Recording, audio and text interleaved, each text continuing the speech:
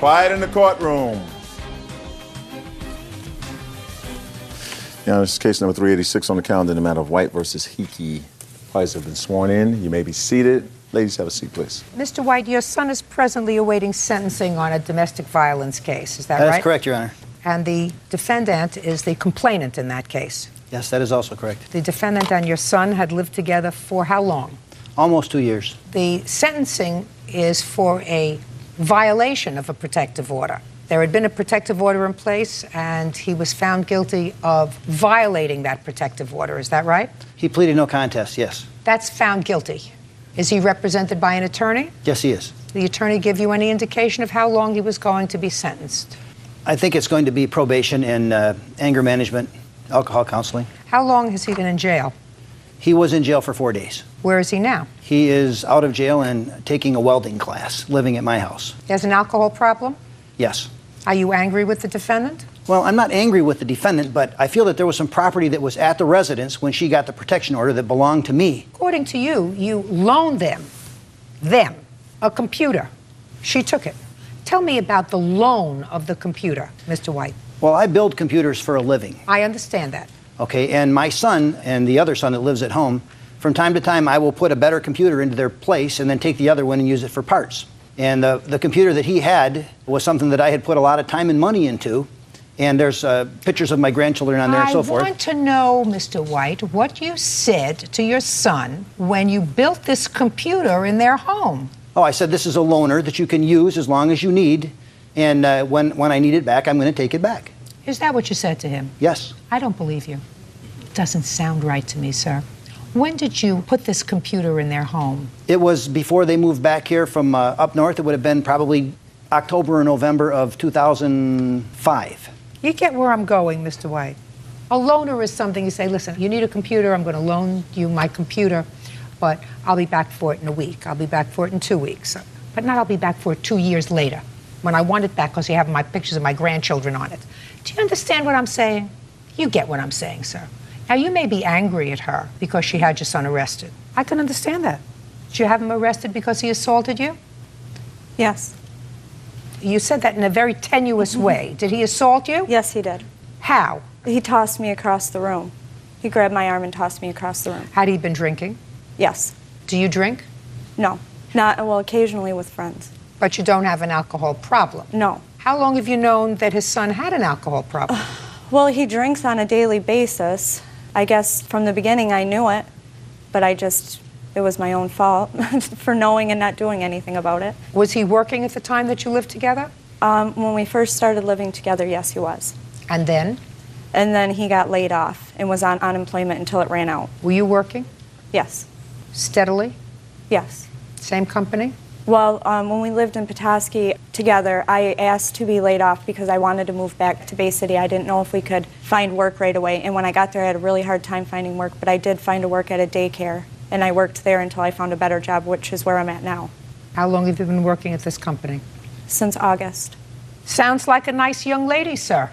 You must have been thrilled that your son, who has an alcohol problem, hooked himself up with such a nice young lady. Should I respond to that, Your Honor? I'm waiting for an answer, sir. I was not happy that he was with her, and one thing I am grateful for about this whole mess is that he's not with her anymore. Is that right? Yes. I'd like to hear why. Because she has a history of being what my wife refers to as a gold digger, and she's taken people to the cleaners more than once, and it's documented, and she's doing it again this time. Documented where? You mean because she took your rebuilt computer? No. Because the first guy that she had a kid with that she wasn't married to, she got money out of him, and then the second guy that she had a kid with that she wasn't married to, she got thousands of dollars out of him. And what'd she get out of your son, who was unemployed most of the time? Well, they were co-signed on a house, and she owns all that, all the furniture that's in there, and he hasn't got one thing back out of that either. He wasn't working. Well, he has been working. In fact, he was working a very good job. He's got an alcohol problem. That's Mr. true. White. When you have an alcohol problem at 27, he's 27? He will be in a month. Well, 26. When you have an alcohol problem and you're 26 years old, the likelihood of you amassing a great deal of money is de minimis. What I'm telling you is I spoke to her for a relatively short period of time, and you may be angry at her because she had your son arrested, because he spent some time in jail, because he's awaiting sentencing, which is going to include an alcohol program, which it should, and probably a little anger management as well. That doesn't give you license to sue her and to abuse the court system. What you're saying to me was, in 2005, 2 years ago, you put a rebuilt computer with parts that you put together in a home that your son shared with her. And you want me to believe that you said to your son at the time, I'm loaning you this computer until I want it back. And I'm telling you that common sense suggests to me, sir, that that never happened. You may have said to them, from time to time, I'll come and add new parts to it and give you a new one. That I can imagine if that's what you do, but not 2 years ago saying to them, this is a loaner. If you say to me, I made a gift of this computer to my son and she took it, different story. Then your son would have to be here and say, it was my computer, I want it back. I understand what you're saying, Your Honor. And the only disagreement I would have with that is she took property that belonged to me and said she needed it for school. And yet I feel like if you take something that belongs to somebody else because you need it, that's not justification. It didn't belong to you. When you give it away, it no longer belongs to you. Judge Judy continues in a moment. It's his fault if he's an alcoholic, and it's his fault if he got himself into legal trouble, for which he pled guilty, which means he did the wrong thing. Not once, but twice, that we know about. And later today, I want you to be quiet. I want you to let him dig this grave all by himself. Do you understand? Yes. real cases, real people. Judge Judy. Peter White is suing his son's ex-girlfriend, Ashley Hickey, for the return of a computer. Now, you and your wife are angry at her because she caused your son trouble. Could have just as easily have split up without trouble, without police, without 4 days in jail, without lawyers, without bail, right? I disagree, Your Honor. You disagree that they could have split up without trouble? Is that what you're saying to me? Yes, if we would have been able to get some of the stuff back from her, like this computer. I'm not talking about stuff. Aren't you hearing what I'm saying? What I said to you, madam, was you would think as parents you would want them, if they were going to split up without police involvement. I agree with that. Well, yes, Your Honor. so why can't you just say I agree? You don't have to be argumentative. I do. The only problem is your son was a violent alcoholic. And the only way that she could get him out of the house and get her to leave her alone was to call the police. Because he wasn't leaving her alone. He's not allowed to put his hands on her. And he's not allowed to come back once there's an order of protection. That's not her fault. That's your son's fault. And you better put the blame where it belongs, because it doesn't belong with her, it belongs with him. And the quicker he grows up and figures out that he has two loving parents, but he better not disappoint them, because you're going to be there for him if he falls on his face. But don't blame other people. It's his fault if he's an alcoholic. And it's his fault if he got himself into legal trouble, for which he pled guilty, which means he did the wrong thing. Not once, but twice. More perhaps, but twice that we know about. And if your son wants to come here and tell me that this was a gift to him and she took it without permission, I'd hear him. But you did not loan her your computer. That's all. Your case is dismissed. Parties are excused. You may step out.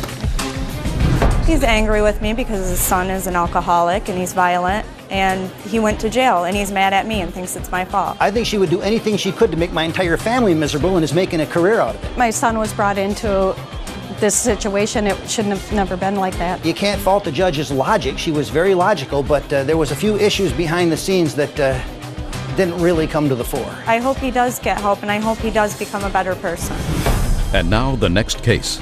All parties in the matter of Gorin versus Spears, step forward, please. 20-year-old Olivia Gorin is suing her former friend, 22-year-old Jonathan Spears, for bail money after a high-speed chase. Ms. Gorin, you posted $7,500 in bail for the defendant. You posted it, according to you, initially at the request of a friend of his. Is that right? Yes. With his later promise to pay you back. Yes. He paid you back $2,500. Yes. He says he never really had an agreement with you to pay you the bail. It was his friend Daniel's fault that he got arrested in the first place. It was his friend Daniel who called you to post the bail. So go ask Daniel for your money. That's your defense. Yes, Your Honor. Okay, and you're sticking to it. Okay, yes, I am. Good. All right. When were you arrested, Mr. Spears? I was arrested, I think it was the 8th month. I'm not so sure. Mr. Spears, Yeah. How many times have you been arrested, sir? Once. I only been arrested Then once. if you were arrested only one time, Mr. Spears, that date would be burned in my memory forever. Well, no, what's burned in my memory is I got to go to jail in 2 weeks from now. That's what's burned in my memory, that I got to go. On this case? On this case, yes. Then I would remember the date that I got arrested. That's true, too. Yeah. On what date was he arrested? September 8th, 2005. I There it remember goes. because September 8th. I posted $5,000 on my credit card, and I've been paying it off ever since. Well, where's the $7,500 from? $2,500 I put from my savings account. $5,000 I took off on a credit card. What were you arrested for on September 8th, Mr. Spears?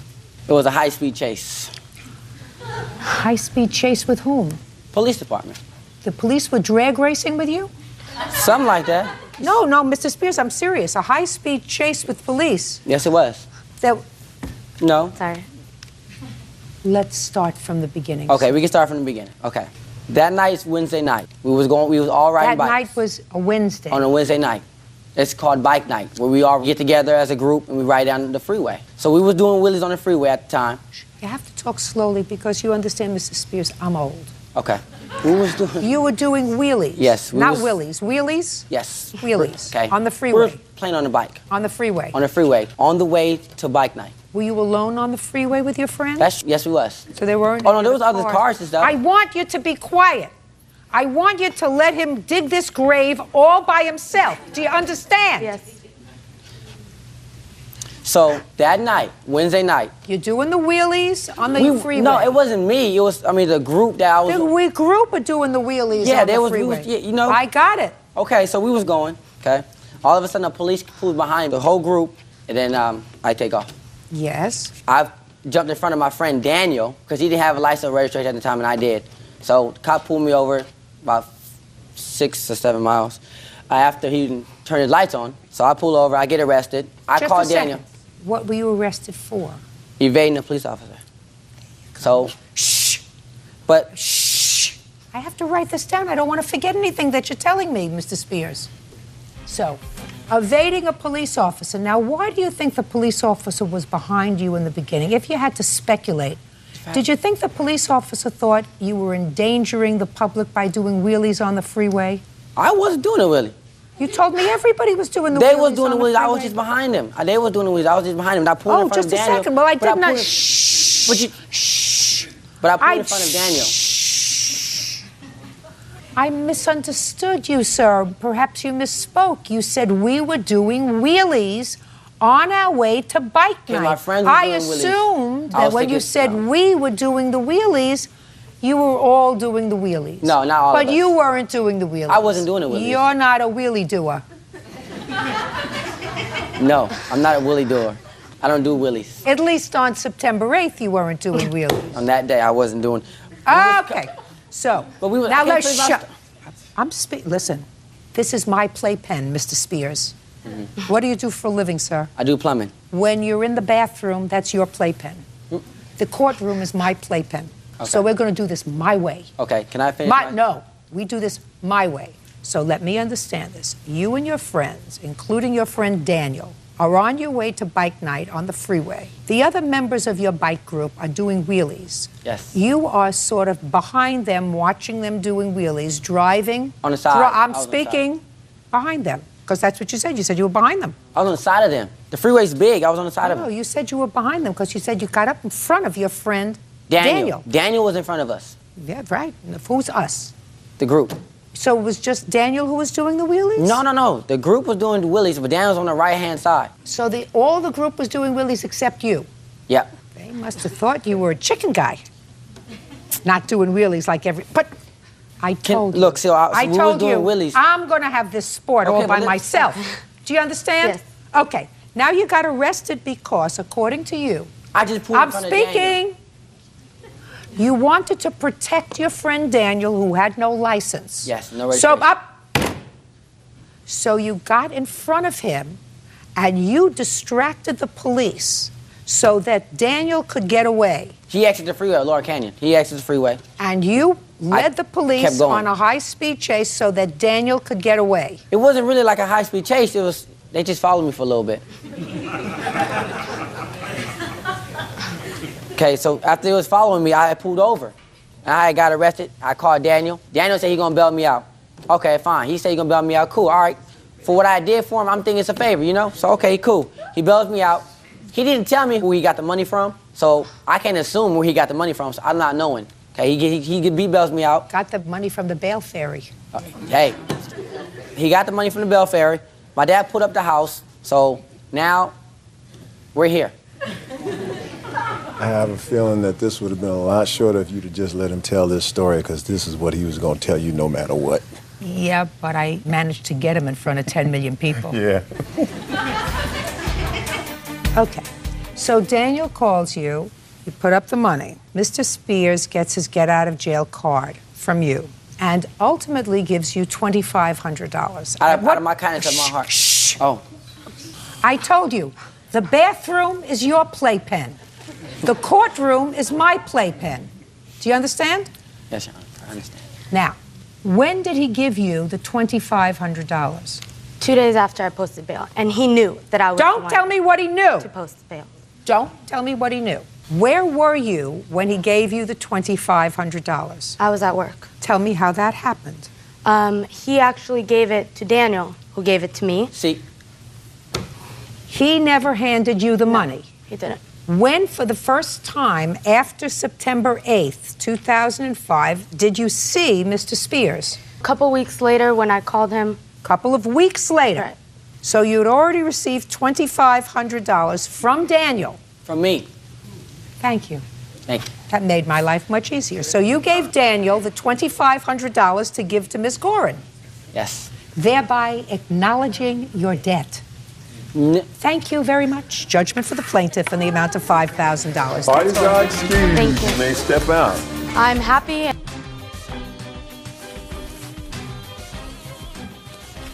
Yeah, this is case number 584 on the calendar in the matter of Tracy versus Daniels. Thank you. You're welcome, Judge. Parties have been sworn in. You may be seated. Ma'am, have a seat.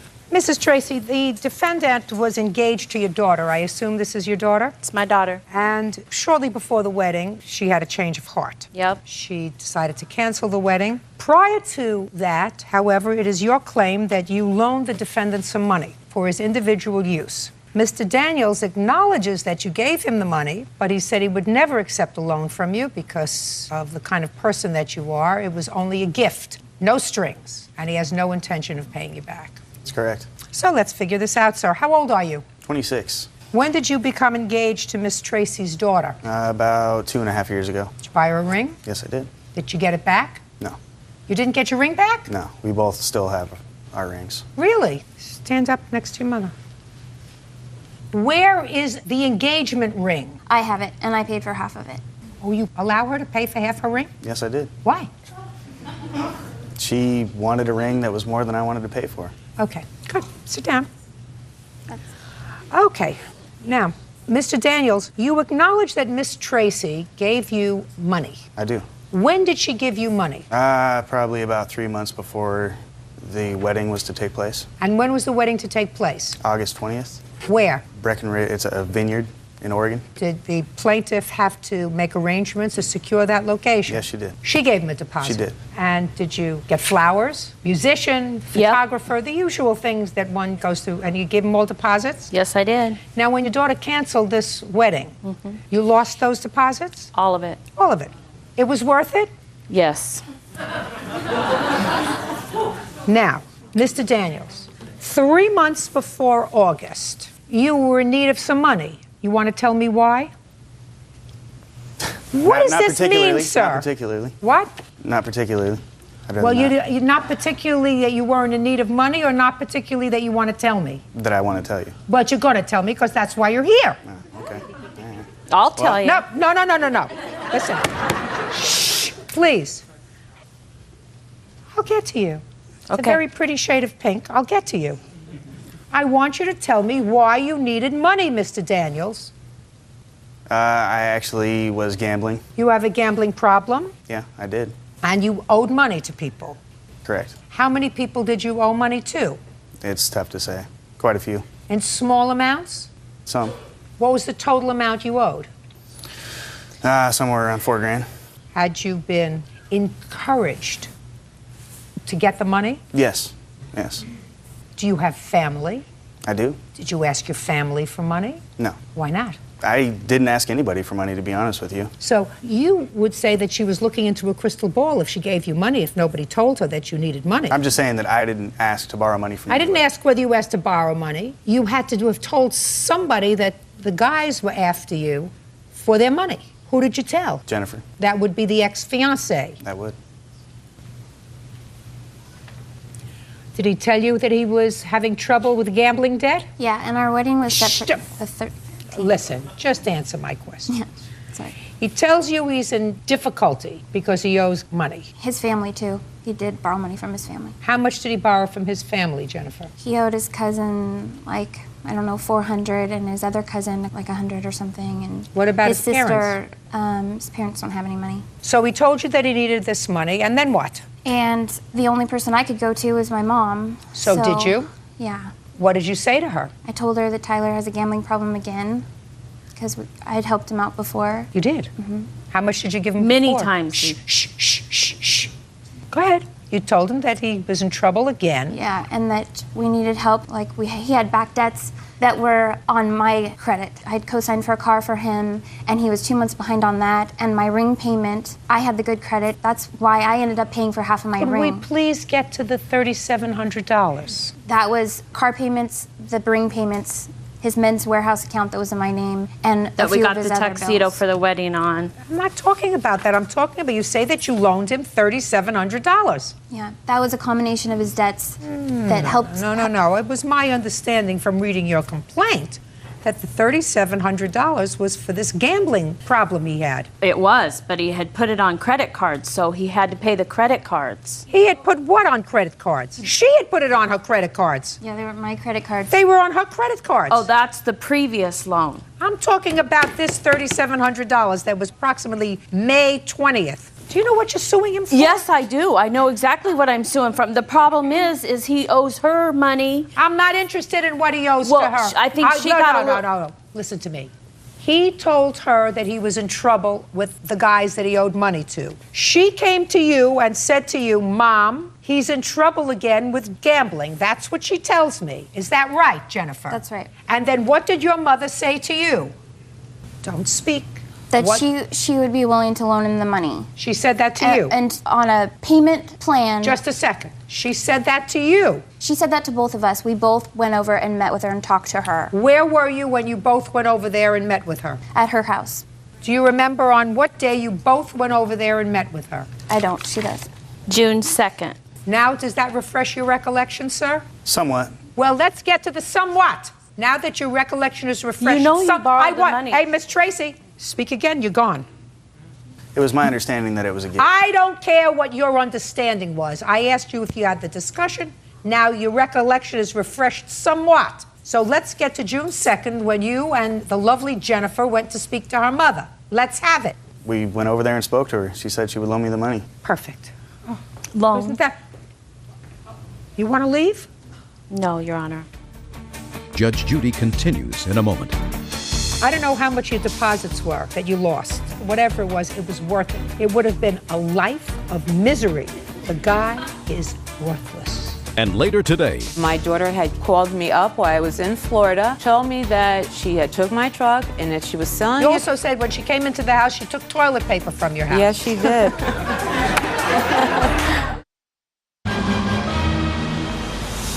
real cases, real people. Judge Judy.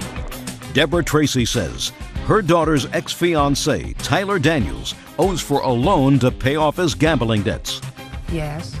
So I think initially it started off to be a loan, but, you know. But I know what. Well, I mean, we were getting married. So what?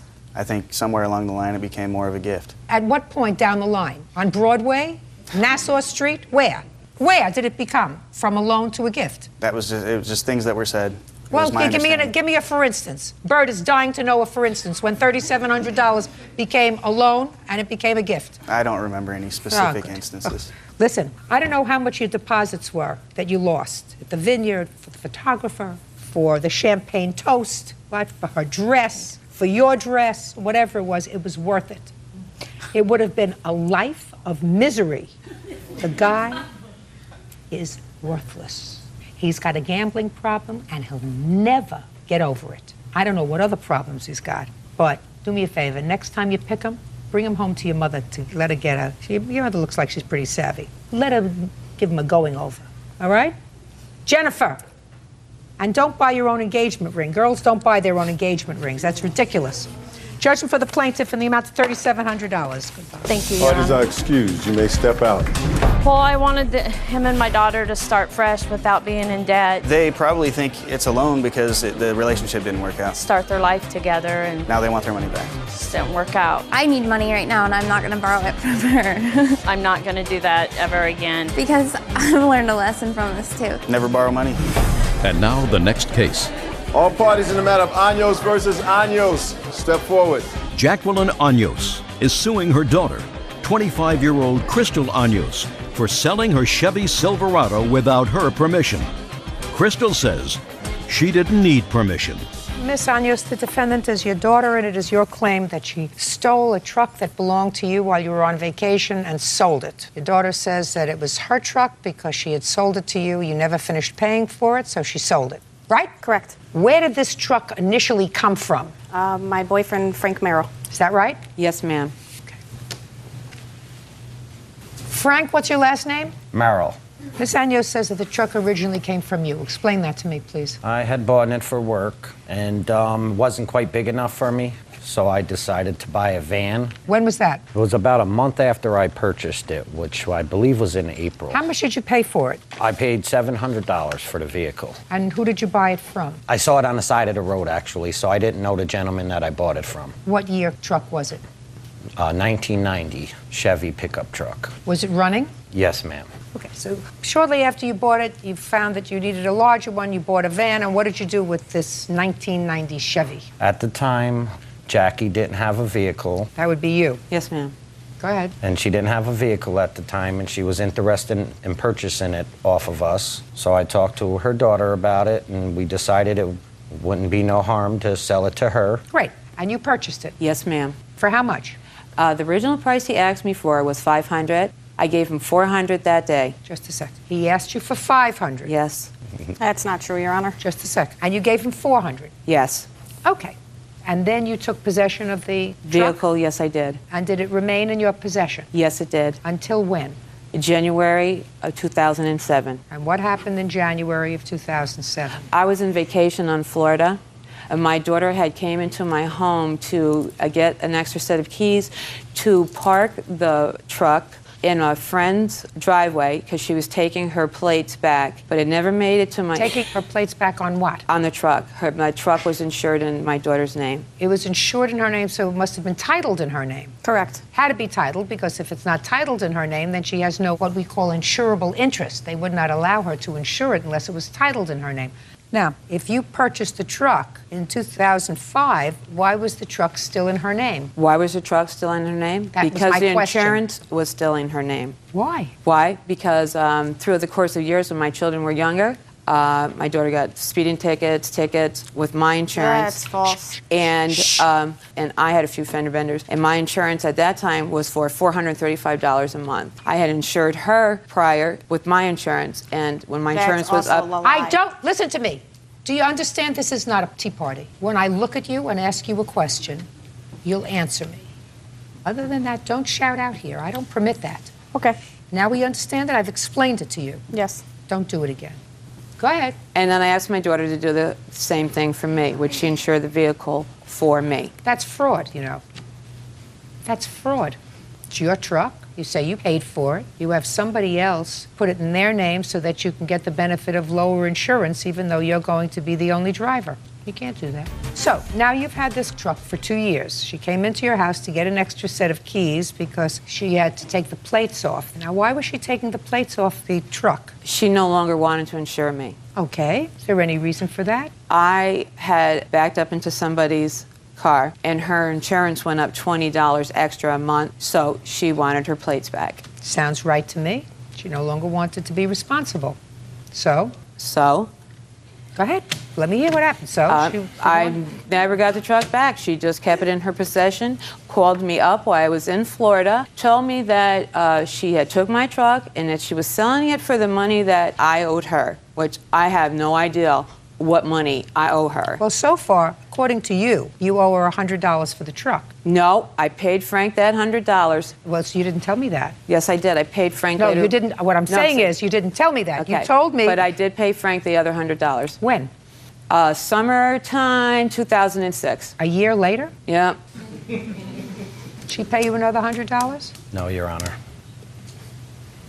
How much did you sell her the truck for? $700. What you paid for it? Correct. And she gave you how much? $500. Did you ever ask her for the other two? No, I didn't, to be quite honest with you. So now you're going to tell me why you took the truck. Okay. Is not an answer. I took the truck because she did get into an accident. My insurance did go up. And she also got a whole bunch of parking tickets in my name as well. Really? Yes, on top of the accident that she had gotten into. How many parking tickets did she get? There was 4. I paid off 2. I still have a copy of the other 2. I'd like to see them, please.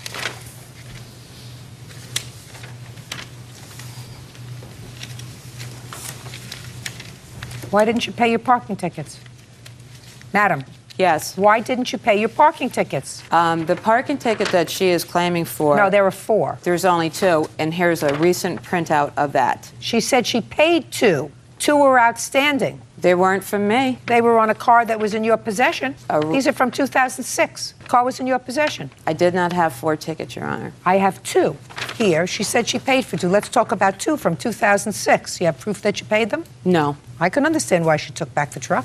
A, you didn't finish paying her for it. They might have let that go. B, you had an accident. You had an accident that forced their insurance to go up. Now, that's different from when a teenager has an accident forcing their parents' insurance to go up, because that's the life cycle. The life cycle is you are very excited to have children, and then they get their driver's license, and you can't wait for them to turn 25 so that you no longer have to keep them under your insurance policy. But then we don't regress and have our children take care of us and fraudulently keep a car in their name because they're lower insurance because of your lousy driving record. The cycle doesn't go that way. So I can understand why she was annoyed, and I can understand why she was doubly annoyed that there were tickets outstanding in a car that you had, that was in your possession, that she now has to assume responsibility for. And it's a 1990 truck that she says she sold for $350. At least $100 of that was for fines.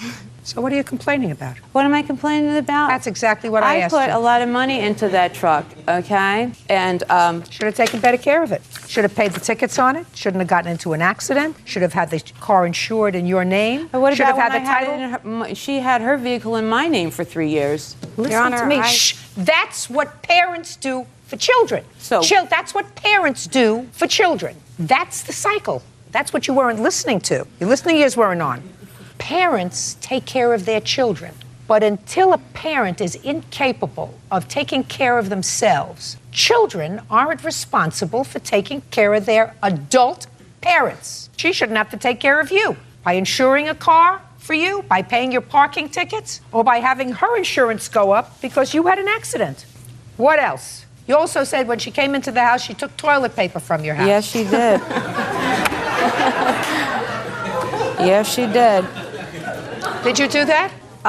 Your Honor, Come on, is not an answer. It wasn't in her house. It was in her truck. And yes, when I took it out of her truck, before I sold the truck, there was 1 earring in the truck and toilet paper. I took the toilet paper, and here's the earring. Okay. I didn't bring the toilet paper with me. Earring, please, and give it back to the plaintiff. You're also suing for those that were in the truck. Okay. Ms. Anyos, how many kids do you have? 2. Where's the other one? Home. How old? 24. Lives with you? Yes. Has a car? No. Do you have a car? No. What does a 24-year-old do? He's working with a friend, redoing houses. Who drives him to and from work? His friend. And what do you do for a living? I'm disabled. You get disability? Yes. What's the nature of your disability? I have chronic degenerate bone disease. So you don't have to get around much? Yes, I do have to get around much. And with this degenerative bone disease, you were able to drive around for 2 years in a Chevy pickup truck? Yeah, I can drive. Man, a Chevy pickup truck, that's kind of hard. No, it's not. To drive it. Yeah, I can hardly get in and out of my car sometimes with my miserable back, and I'm not on disability. The case is dismissed, that's all. Parties are excused. You may step out. All rise. Your Honor, this is case number 556 on the calendar in the matter of Pickering versus Brown. You're welcome, Judge. Parties have been sworn in. You may be seated. Ma'am, have a seat, please. Ms. Pickering, it is your claim that the defendant owes you money. You worked for him for a period of time, and you claim that you quit, but at the time that you quit, you still had some money coming to you. Yes, ma'am. Mr. Brown says that you did, in fact, leave your job, and you were paid up until the date that you departed. Is that right, sir? That's correct. Okay. What kind of work were you doing for Mr. Brown? I was primarily doing graphic design work. That was my major in school. And when did you start working for him? The end of November 2006. Give me the date. I'm not 100% sure. I was after Thanksgiving, so I'd say probably the 28th or so. Do you know when she started to work for you? November 20th? That's not true. I came in after Thanksgiving listen break. to me. I ask the questions. You don't say not true. You said I don't exactly remember, is what you said to me. So he looked at something. I assume it's a worksheet.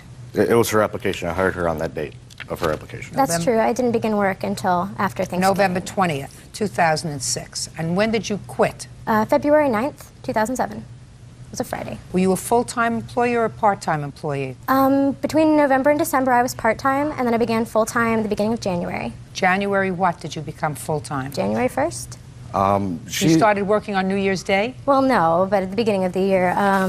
What day was it? For the record, Your Honor, she is not an employee. She's a subcontractor. That's not true. There was never any paperwork to justify that. I began on January 3rd, full-time. And what was your salary? It was $6 an hour, but I was promised a raise on multiple occasions. Her salary was $6.15 an hour, Your Honor. When do you claim that he owes you money? From the period that you were a part-time employee or a full-time employee? No, he's paid all but $9.30 from when I was part-time. But from the 15th of January until the 9th of February, all of that is still owed. So you didn't receive any money for work from January 15th to January 29th? I received a check to cover the work that I had done the end of December and the beginning of January. I received the check on February 6th, but it didn't cover that work period. It covered prior to that. Was she paid weekly? That varied. That varied on the job she did because she was a subcontractor, and if she completed those jobs, then she got paid for them. Well, when you say she was a subcontractor, sir, was she paid by the hour or by the job? Both. What does I that was paid mean? by the Explain that to She me. did some work at home as well that I paid her for, not hourly, but by the job. That's not true, Judge. Oh, so you didn't do any work at home? I did work at home, but I wasn't paid for that. I was paid only by the hour. And how many hours a day did you work? It varied. It was typically an 8 to 5 day, but there were Listen, times... Miss Pickering, it can't vary if you work full-time. If you're an independent contractor, it can vary. If you work for somebody for a salary, so much per week, then you work so many hours. You work 8 hours, 9 to 5, 10 to 6, 11 to 7. Yes, do you ma'am. understand? Yes, I do. Do you understand? How old are you? 21. All right, so pay careful attention. If you work for somebody as a full-time salaried employee, you are paid so much an hour for so much work that you do during a typical day, which is usually an 8-hour workday. Now, he says he paid you during the day, but he also gave you extra money for work that you completed at home. You say that didn't happen, that you didn't work for him at home. So he must be telling me a fib. All I want to know is, on what date of the week were you paid? I was usually paid on Fridays. Friday. To Sir, clarify... can you tell me, quiet, can you tell me, please, from January 3rd until February 9th, I would just like to see 4 paychecks, please. I don't have the actual paychecks, but I have the check numbers. Fine. Just give me the check numbers, sir, and what they were for. Just tell me. The check number 2502 for 350. 2502, Correct. which was what date? Which was paid on February 6th. February 6th. That's 2/6. We're going to work backwards? That was for January 3rd through That's not true. It was for the end I don't want to hear you. I'm not speaking to you. January 13th. Why didn't you pay her, sir? Because she was paid at like every 2 weeks, so like I said, per job. No. No. That I don't buy, Mr. Brown. That I don't buy. I didn't pay her weekly. She was not paid weekly. I wasn't paid at all. I got checks here proving that I did pay. Well, then show me, sir. All I have is one check that you tell me you gave her for how much on February 6th? Well, since November, I got check No. number one. From January 3rd to February 6th, give me the number of the checks and the amount. You have one, 2502. One check from January 3rd to February 6th. She has one check. For how much? For $356.70. $356. Correct. I don't buy it, sir. I got the paperwork right here. I don't care what you have. I don't buy the fact that you paid somebody for a month's worth of work and the amount that you paid them was $356. But that's what the hours added up because she was calling off work all the time. That's not true. No. Don't buy it. You just told me, sir, that you worked during the day, and she also took work home at night that you paid her for, and you're telling me now that the most you paid her for that 5-week period was $356. Mr. Brown, I don't buy it. May I say something about this check in question, please? Not yet. I just need the dates of the checks, sir, and how much they were for. That's just one check. Show me the rest of the pay that you paid her from January 3rd to February 6th. If the answer is that's the only check, then we're right back to where we were 5 minutes ago. Are you following me? Yes, ma'am. All right. And if you're following me, I'm telling you that I don't believe that in a month all she earned was $356. That's what I have time cards for, ma'am. She turned in I time don't cards. care what you have time cards for, sir. That's how she got paid, was with time cards. No. Listen to me. Let's do this, and then I'm going to tell you why you're full of baloney. 356 divided by 5 equals $71.20 a week. And you worked 5 days a week? I worked 6 days a week, Monday through Saturday. $11.86 a day, or a little less than $2 an hour. That's what you paid her, Mr. Brown. Mr. Brown, stop playing with your paper. This is what you just told me. It doesn't make sense, Mr. Brown. And if it doesn't make sense, it's not true. Judge Judy continues in a moment. If you didn't like the fact that you didn't get a raise, you should have quit. There's no other jobs in that small community, especially then you in have my a field. choice. Then you stay or you quit. That's what I did. I stayed. Well, that's fine. That's what you do.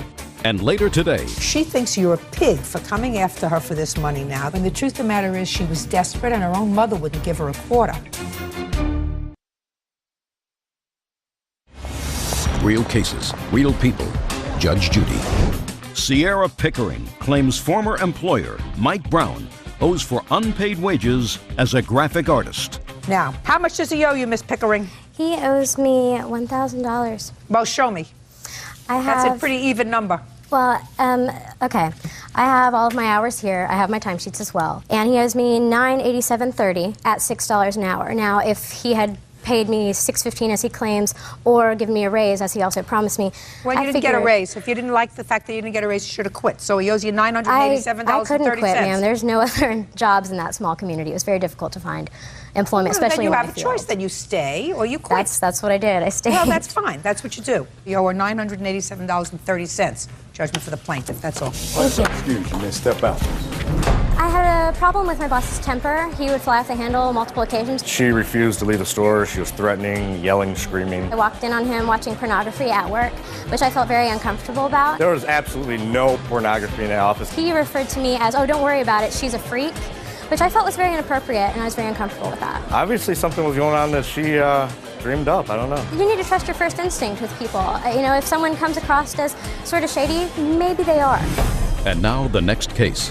All parties in the matter of Learmont versus Johnson. Step forward, please. Lori Learmont is suing her former friend, 25-year-old Amber Johnson, for a loan to pay her rent. Miss Johnson, this was your neighbor. Yes. How long was she your neighbor? 7 years. And according to what I read, there came a time when you had some financial problems and you went to your neighbor and asked for money. Yes. What kind of money did you ask her for? I needed money for my rent. I was behind on my rent, so I asked her for $700 for a loan. Was she a really good friend of yours? At the time, she was, yes. You had no family that you could ask money for? Not at the time. They didn't have the money to loan me. Who did you ask? I asked my mother. And your mother had no money to give you? No. So you went to your neighbor? Yes. And your friend, and you said, I have no money for rent. Did you have children? Yes. How many? 1. Could you please loan me some money?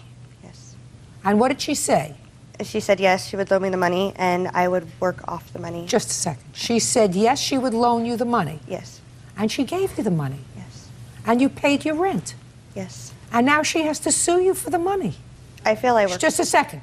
Now she has to sue you for the money. It is your defense that you worked it off. Yes.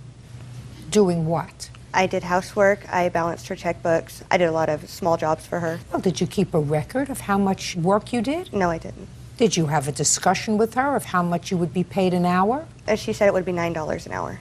Is that right? It ended up that way, but I started off at 7. So how many hours did you work? Probably once a week, 8 hours a day. It depended on my work schedule because I was. Well, how am I supposed to figure that out unless you kept track? I didn't keep track. I don't know. Did you? Yes. How many hours did she work? It's hard to explain how many hours. I have it detailed on here. Can I see it, please? On there, I had to give her $20 to get to my place because she had no money for gas, so that was kind of added in That there. never happened. It did. I live right around the corner. You didn't have any money Don't for speak gas. to each other. Now, where did you get this from, these hours that she worked? She wrote it down, or I wrote it down on a piece of paper, and then it was a real mess, so I detailed it. Do you have any of those papers that you wrote it down? I'm sorry, I do have it, but it's just not right beside me. I thought you'd like a nice, neat typed. Well, no, I'd preferred, Yeah. I would have preferred to have I seen know. exactly what it was that was written I was down. thinking that while you said that. Okay. So since she kept no records, and you did, gave her credit for $150, that means you still owed her $550. There was also a time that I went down to pick up her car from the shop. She had me go down and drive it back up the hill, and she said that she would take $50 off the bill for that. Just a minute. Yes, we have that here, November 22nd. Okay. It's right here. So you still owe her $550. I don't believe I do. I worked more hours than she said. Oh, all you had to on that do was paper. keep track? I didn't think it would go this far. Well, it did go this far. I've often said, when you lend people money, friends, it's the quickest way to end a friendship. I know. If somebody comes to you and says, I need $700 to pay my rent, if you can afford to give them $700 to pay their rent and never expect to see it again, give them the money and then say to them, don't ever ask me for money again. I'm giving you this money. You don't have to pay me back. But do not ever ask me for money again. Is that fair?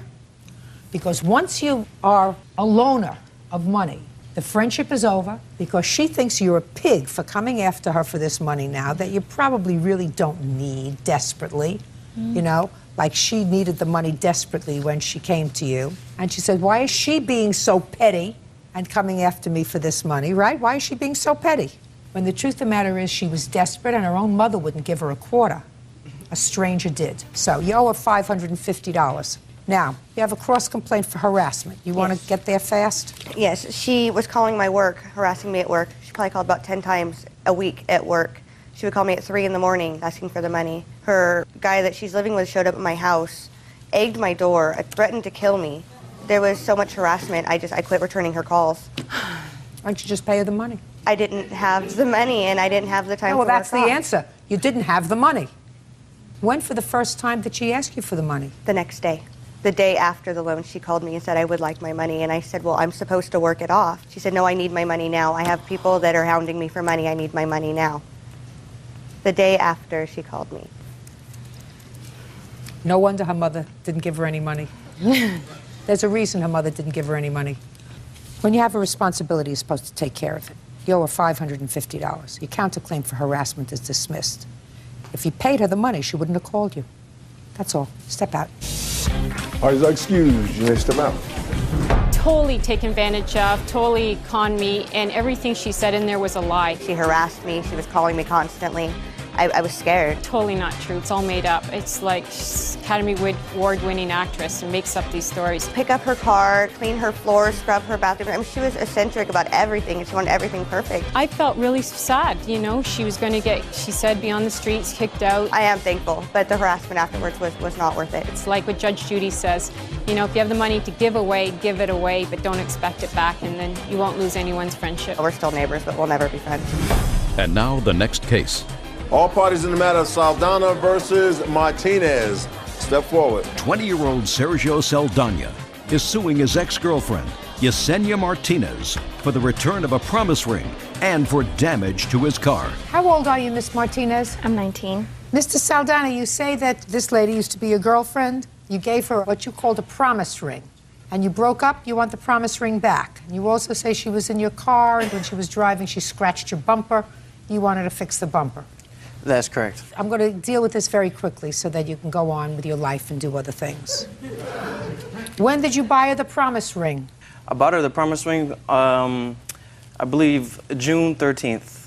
And when did you give it to her? I gave it to her on the day of her birthday. Say goodbye to the promise ring, Mr. Saldana. Your Honor, but the promise ring, it was a Mr. symbol of our Saldana, love. I know what a promise ring is, sir.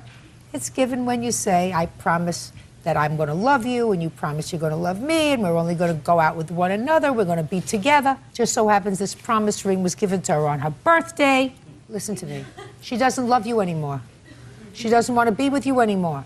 Kiss it goodbye. Now, Judy, let's get to your bumper. All right, my bumper, sometime in April of 2006. Just a second. Was this April 2006 before you gave her the promise ring? Yes, that is correct. After she scratched your bumper, you gave her a promise ring that said what?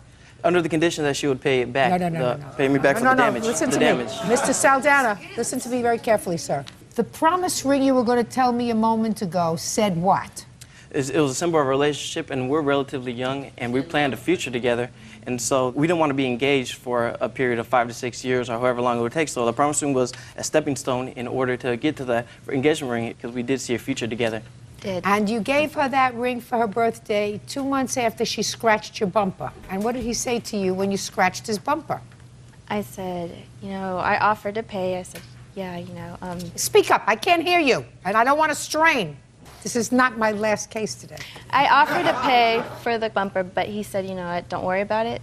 We could probably buff this out. Your Honor, that's not true. I did not say that. What did you say, sir?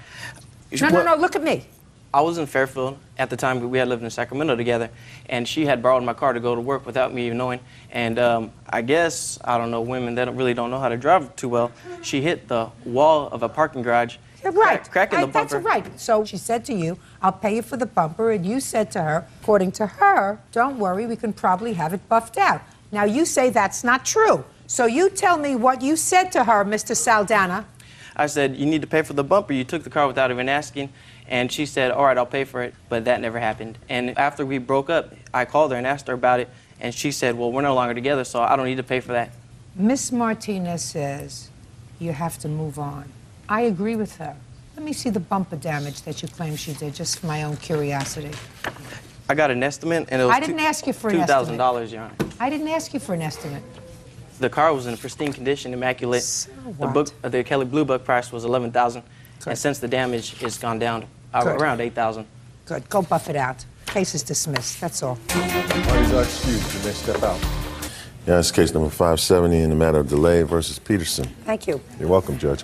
Parties have been sworn in. You may be seated. Ladies, have a seat, please. Ms. DeLay, you and the defendant were friends throughout high school, and no quicker way to destroy a friendship very often than to become roommates in college. Two of you decided to share an apartment together. You signed a lease to a 2-bedroom apartment. It didn't work out, and you both moved out. Correct.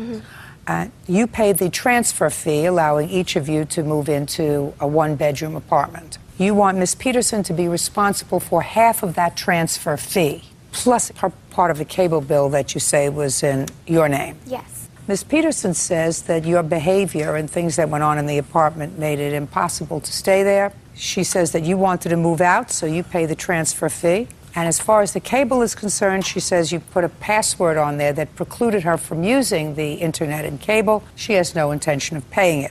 She's counterclaiming for some nonsense. She wants you to return all the rent she paid because she didn't have a good time.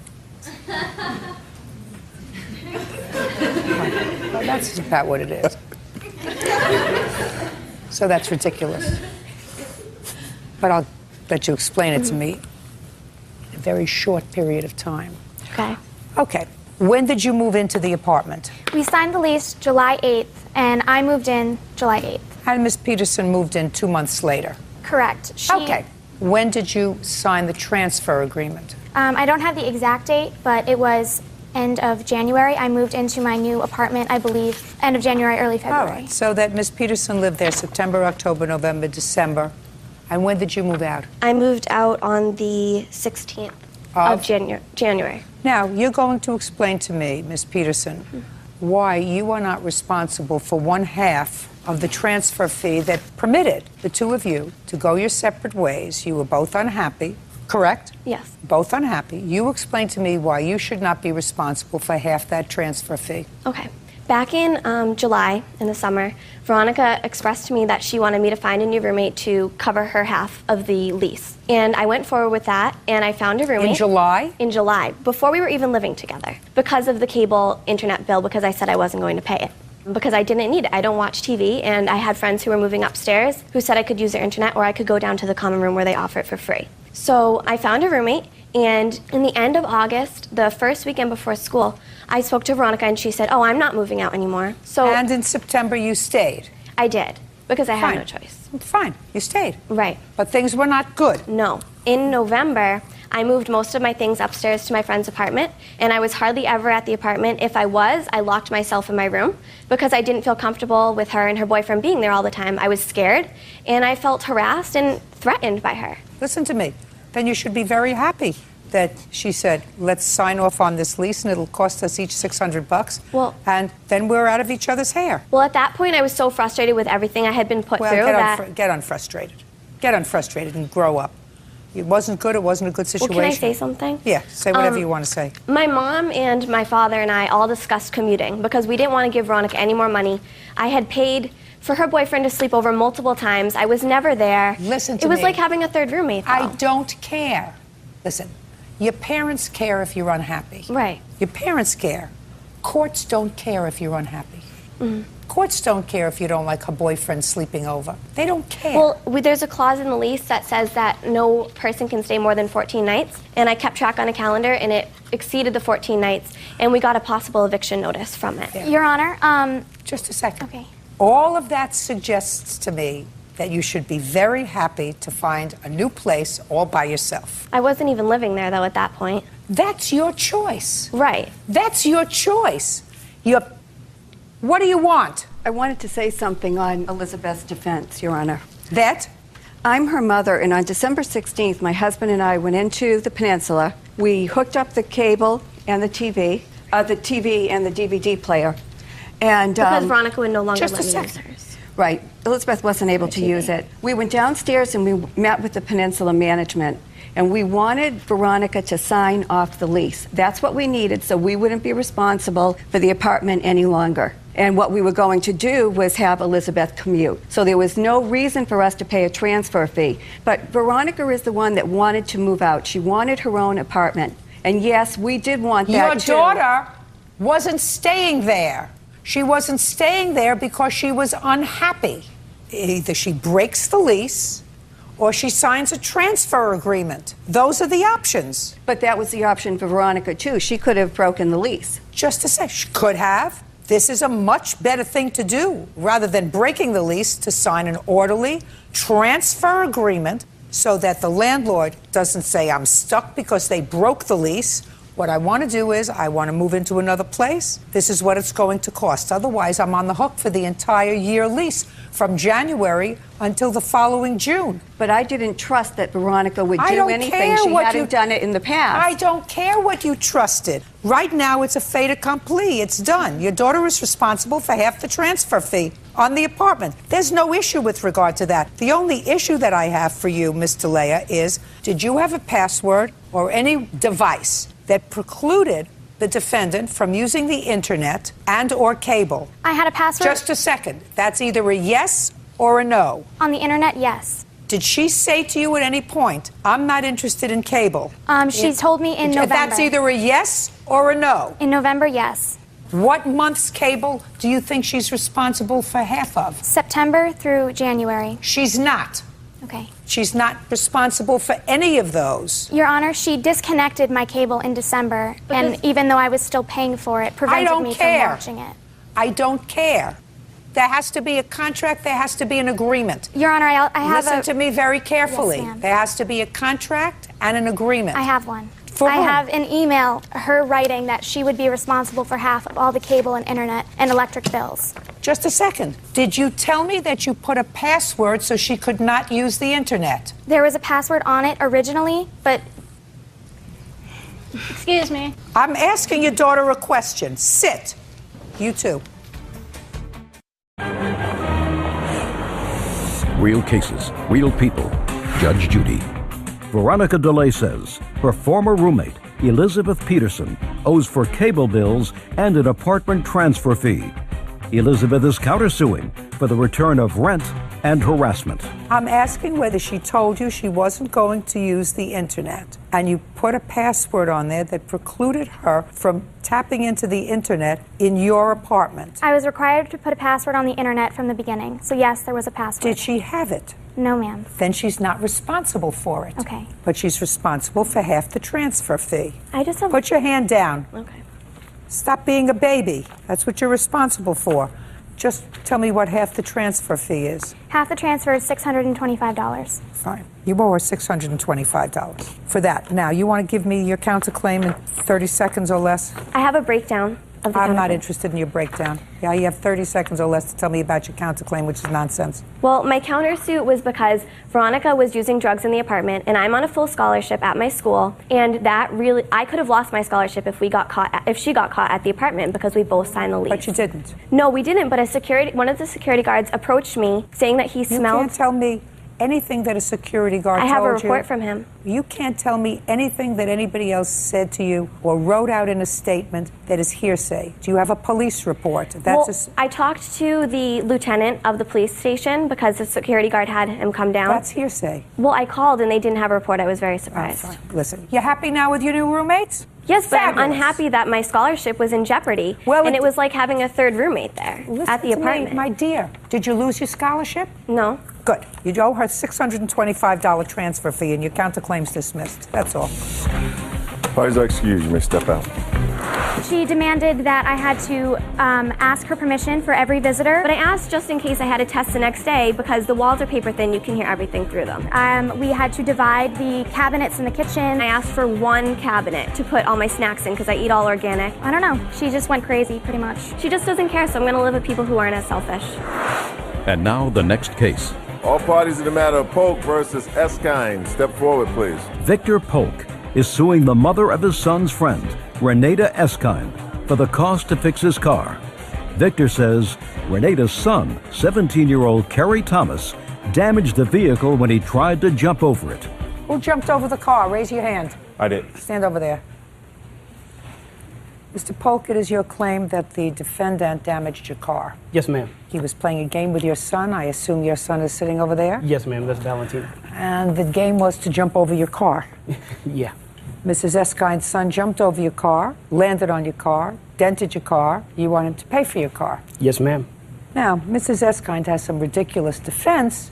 She says that your son goaded her son into jumping over the car. That's correct. That's wrong. Nobody goads somebody into doing something that's wrong and doesn't take responsibility. He took responsibility. Then he has to take responsibility for paying for the damage that he caused to the car. Reasonable? Reasonable. Great. So the only question is how much, right? No, ma'am. Why? Because he didn't jump it alone, and he wasn't involved in it alone. They did it together. Both parents are both. Just a second, Miss Eskine, are you telling me that this young man jumped on and damaged the car? Yes. Okay, you, talk to me. Tell him. You, talk to me. Well, we were outside one October night. Me, Listen, him, and so. I don't care if it was an October night, whether it was starry or not. All I want to know is you, an idiot over here, were playing a game of jumping over a car. Which idiot fell on the car? I slid into the car. Not him. No, ma'am. Then your mother is wrong. Put your hand down. Miss Eskind, I'm telling you what the law is. That's why you're here. Not what you feel in your gut as a mother. What the law is. He was lucky. He didn't cause damage to the car. He wasn't lucky. He did cause damage to the car. The mother caused damage also. No, my dear, not according to your son. You don't have your listening ears on. Not according to your son. According to your son, the only one that went into the car, slid into the car, was him. That's what he told me. So your thinking process, while understandable that the boys are playing, and they should both be responsible, is not what the law is. The law does not prescribe that he has to pay for damage that he did, because he can say, no, I'm not doing it. You want to do it to your father's car? That's fine. No, I'm not doing it. And if he didn't do it, then there wouldn't be damage to the car. Is that right, Mr. Eskind? Yes, ma'am. Okay. The only question I have for you, I'm not sir, finished, Your Honor. You're finished. The only question I have for you, sir, is I looked very carefully at your complaint. You said that initially wasn't such a big deal, but then you realized that you had just had the car in a custom paint job. Yes, ma'am. Because it's a designer car. What kind of car is it? Vintage 1991 Ford Mustang 5.0 convertible. Okay. This incident happened on what date? We don't have a date. What date? October the 10th. I want to see the bill for painting the car prior to October 10th. My initial paint job, my painter. Don't give me a big story. I don't have Mr. Polk. I don't have the receipt. That's my problem. The painter that painted my car, his name's Carlos. He's in America on a work visa from Mexico. I went back to Carlos to see if he could get me a receipt. Our business was cash-based, so therefore he did not... Show me a withdrawal from your bank for $2,300. I don't have a withdrawal I don't receipt. believe you, sir. Then I don't believe that you spent $2,300 to paint your car. That's my problem. Got what I mean? I want to see a picture of the damage to the car. Sure. These are before and after pictures. If you take a look at the paint job on that car, you'll see that it's an immaculate paint job. It may be an immaculate paint job, sir. You should have gotten me a receipt. Why is it in the front yard? Just a second. I'm not speaking to you. I was showing it off. Put your hand down. I'm proud of my car. Why is it in the front yard? Well, this whole fender has to be painted. There's no question about that. And it has to be fixed. There's a dent in it. Now I'll see your estimates to fix it.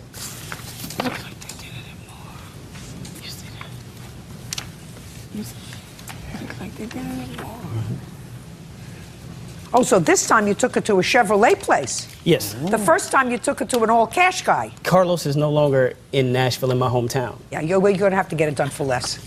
What do you want? Your Honor, he's been working on this car for 5 years. He redid the inside I've got of it. more than $10,000. Let me ask you this car. question, sir. Did you discuss with your child the game he was playing over your car? Oh, yes, I did. I want you to tell me about the discussion that you were having with the idiot about jumping over the car. I told him that it was a ridiculous thing to do. And what did he say to you? He said he wasn't thinking. And that's the only explanation. Would you like to get up and tell her? Yes, ma'am. Can I get up there and talk to you quick? Oh, be my pleasure. Well, first place, I didn't jump over the car at all. Like, I'm sorry. But the whole thing started, like, when we were playing basketball. If you say anything, a sentence with the word like in it, I'm sorry. you can sit down. Okay. This is what happened. We started playing basketball, and I bet him. I was like, I bet you I can jump over my dad's car. Sit down. I don't want to hear anymore. You're an idiot. Ma'am, can I finish real quick? Sit down. Just sit down. Mrs. Eskind has to pay for your car, sir, but she's not going to pay any more for the car than I think it's worth, because I don't think that you have to have the whole car repainted. You do not understand how much time and effort and money I've sunk into this car. Your son should have been more careful with it. I cannot. Listen to me. Your son should have been more careful with it. I understand that. Good. Shouldn't have been playing basketball around it. You think it would have gotten dented if a basketball hit it? That's why I don't let them play basketball near my car. It was right in the yard by the street. Did I ask you anything? You're responsible because he's responsible. He's bigger than you are. I never said I wasn't. Good. Okay, now what's the piece of paper you want to show me? This is the very first estimate he brought to me. That I'll see. On the night of the That I'll election, of the president election. I told him I did not mind working with him on half of those damages. So is what you're telling me that the first estimate is just Price's Collision Center was $614.42? Correct. This is what he gave you first? Yes. Can you explain the disparity to me, sir, between $614.42 and the $2,300 you want now? That is just for replacement of the fender. It is not for matching of the paint or anything like that. That's not true. It says she told me on our That's initial. not true. But that's not. Hey, that's not true. It says paint labor 3.4 hours at $38 an hour, $129. Body labor 3 hours, $114. Parts $219. It has everything here. It all adds up to $614.42. The car could not be painted on just the fender. I don't know that, sir, at all. That's I your never first received estimate. that. Judgment for the plaintiff in the amount of $614.42. That's all. Parties are excused. You may step. Yeah, this is case number 220 on the calendar in the matter of Jones versus Moses. Parties have been sworn in. You may be seated. Ma'am, have a seat. Ms. Jones, you and Mr. Moses were in a relationship for a brief period of time, and according to your complaint, you made 2 loans to him. That's correct. One involved some criminal restitution, and the other was a loan for an attorney so that he could start divorce proceedings. I assume that this is your wife, Yes, ma'am. and you are currently reconciled with your wife, and according to you, Miss Jones did not make loans to you. These were acts of generosity on her part, and there was no expectation that she was going to be repaid. Is that right, Mr. Moses? Yes, ma'am. Okay. When did you leave your wife? I left my wife November 22nd, 2005. 04. 04. But I would watch myself on the 22nd of November.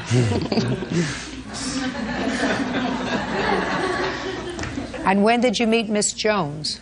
Met Miss Jones January the 2nd. January the 3rd. Where?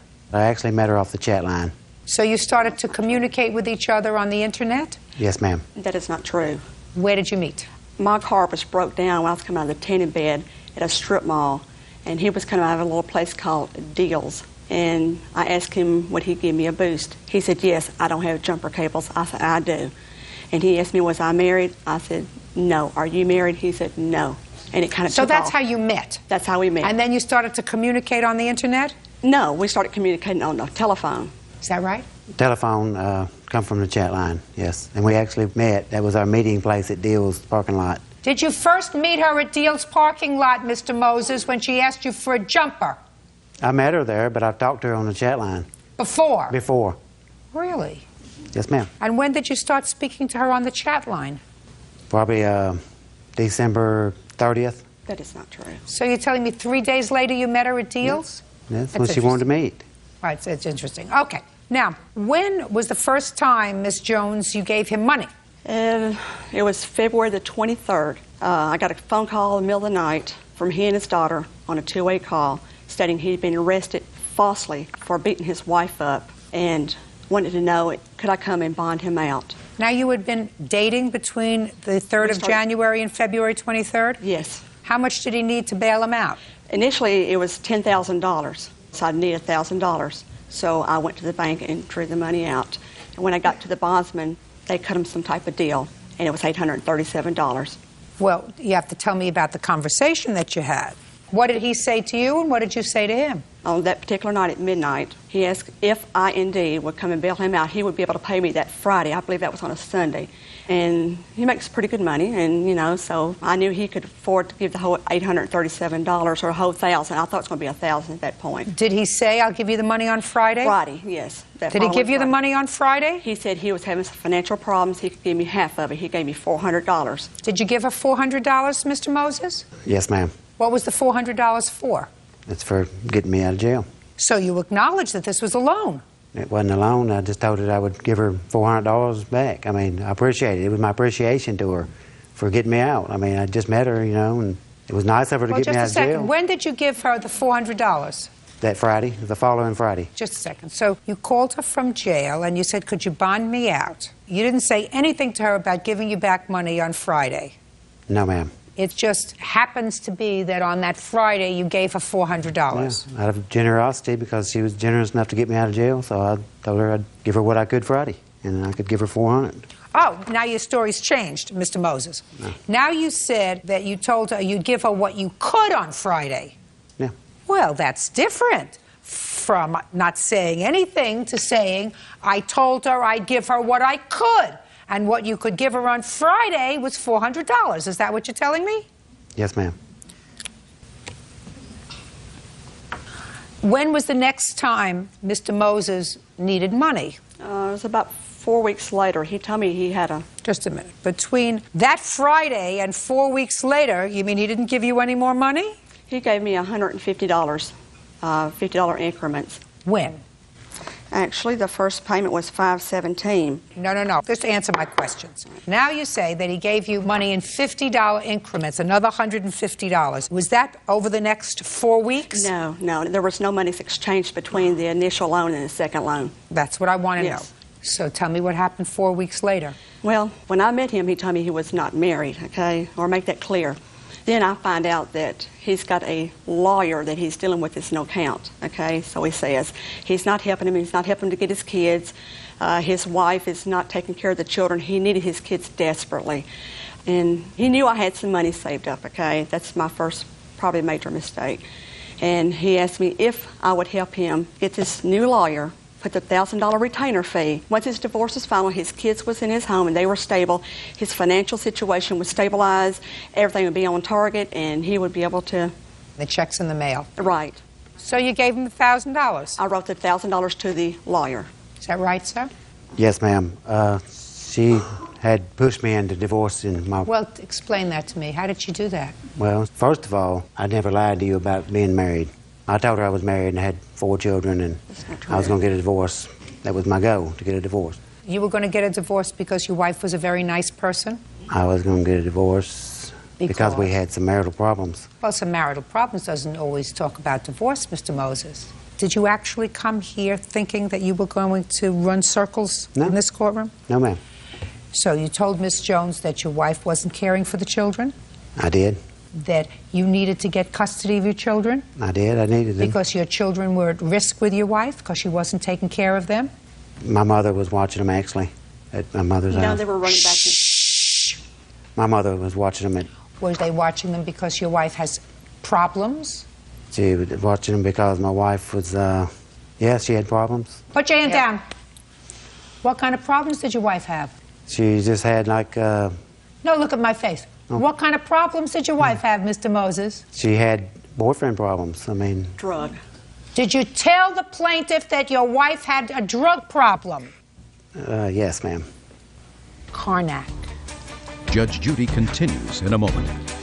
How did your daughter find out you were in jail? I called. And did you say to your daughter, call Miss Jones? No, I did not. Baloney! And later today, I guarantee you at their stage in life they didn't anticipate taking care of 2 infants, because not only did you make 1 mistake, but you couldn't keep your thing in your pants long enough not to make 2 mistakes. real cases, real people. Judge Judy.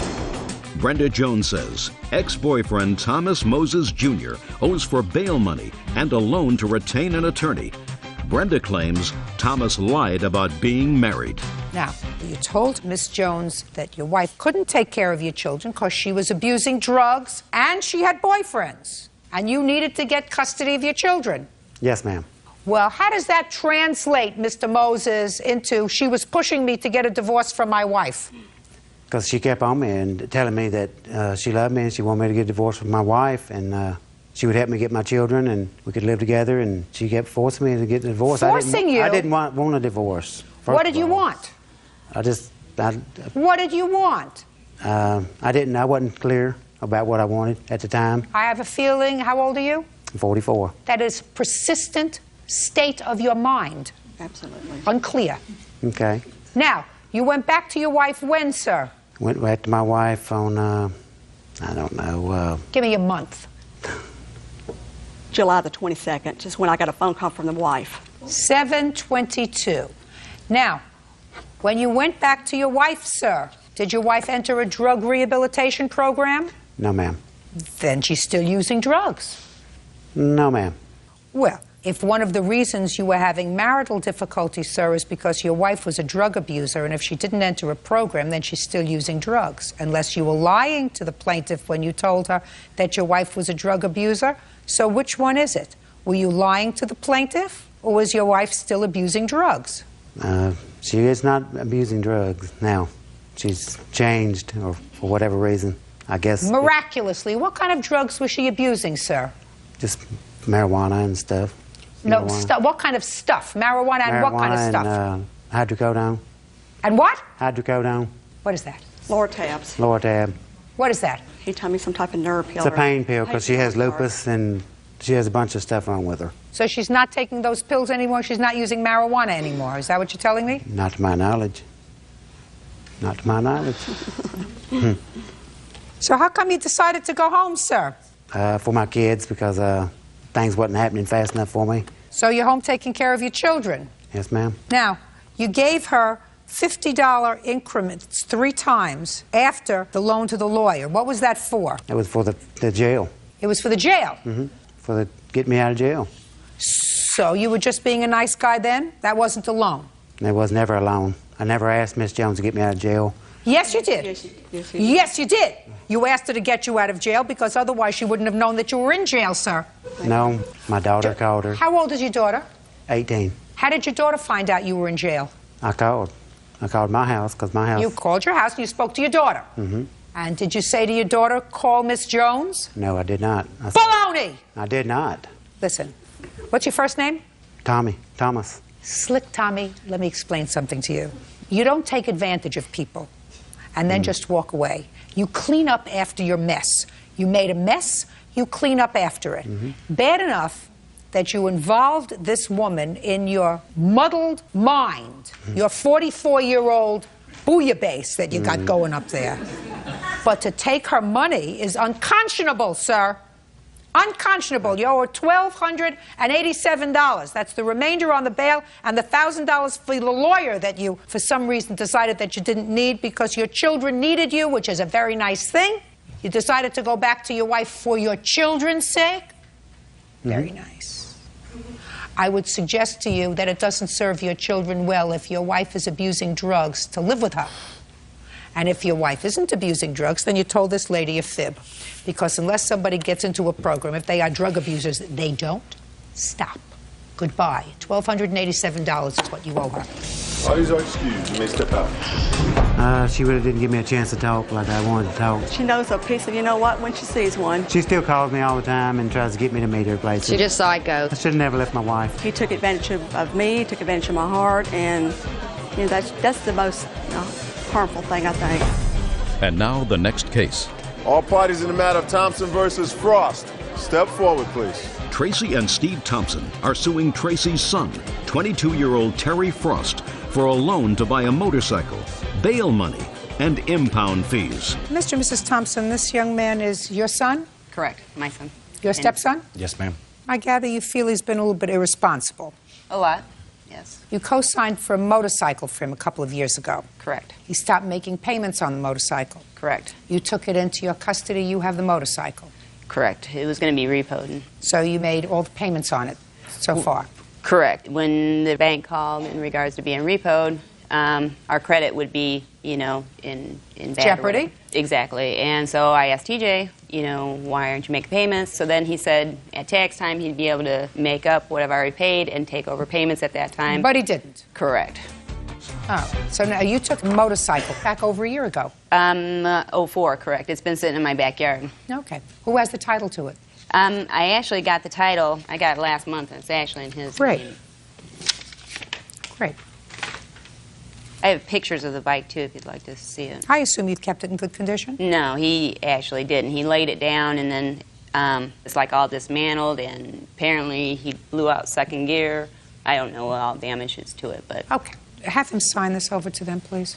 Your Honor, I really don't want the bike. Then you shouldn't have signed for him. You shouldn't have taken it back over a year ago. And you took it back over a year ago, madam. What you should have done is gotten it, sued him, and come to court immediately. Now what you have to do is you have to sell it, and if there is any shortfall between that and what you owe on the bike, you may be able to sue him again. But right now, you have to take the bike and you have to sell it. Now let's talk about the bail. You bailed him out again over a year ago. Yes. Tell me how that came about. He called one night. He had gotten a DUI, and I went down the next morning and bailed him out of jail. When was that? Late of 03. In 2003? Yes. So 2 years ago. Yes. When did you co-sign for this bike? In 2002. And what was he driving in when he had a DUI? Another car of his. Did you call them? Yes. Did you tell them you were going to pay him back for the bail? I just asked him to bail me out of jail. And they did? Yeah. Were you working? No. How'd you expect him to pay you back? Whenever he got a job. There are loans, and then there are what we call great expectations. I would assume that when he called you and said, I'm in jail, come and get me out, you said, I'll be right down. Right? Not quite, but What did you say to him? I reluctantly went down. Right. Because you love her. No, actually, I was not going to bail him out because that was Oh, his that would have second been very time smart. out. I wouldn't have bailed him out. Well, and then he Maybe- felt sorry for him. And this then was in he bailed him out. 2003. How old are your children? 2 and 8 months. Oh, at least he might not have had one. He makes a lot of bad choices. Correct. Isn't that right, sir? I guess, yeah. What do you mean you guess? How old are you? 22. You're 22 and you have 2 children. Yep. And how old is the mother of these children? 21. And where does she live? With her mom. And where do you live? With my aunt. That sounds like a wonderful family. Now, you hesitated for a moment, Mr. Frost, when I said you've made some bad choices. Let me explain to you what you've done. In your short period of time, you've probably screwed up their credit. Are they rich people? No. Well, you stuck them with a motorcycle loan, right? Right. You stuck them with your bail, right? You stuck perfect strangers with taking care of 2 babies. That's your girlfriend's parents that she's living with. Mm-hmm. Right? Because I guarantee you at their stage in life, they didn't anticipate taking care of 2 infants. Because not only did you make 1 mistake, but you couldn't keep your thing in your pants long enough not to make 2 mistakes.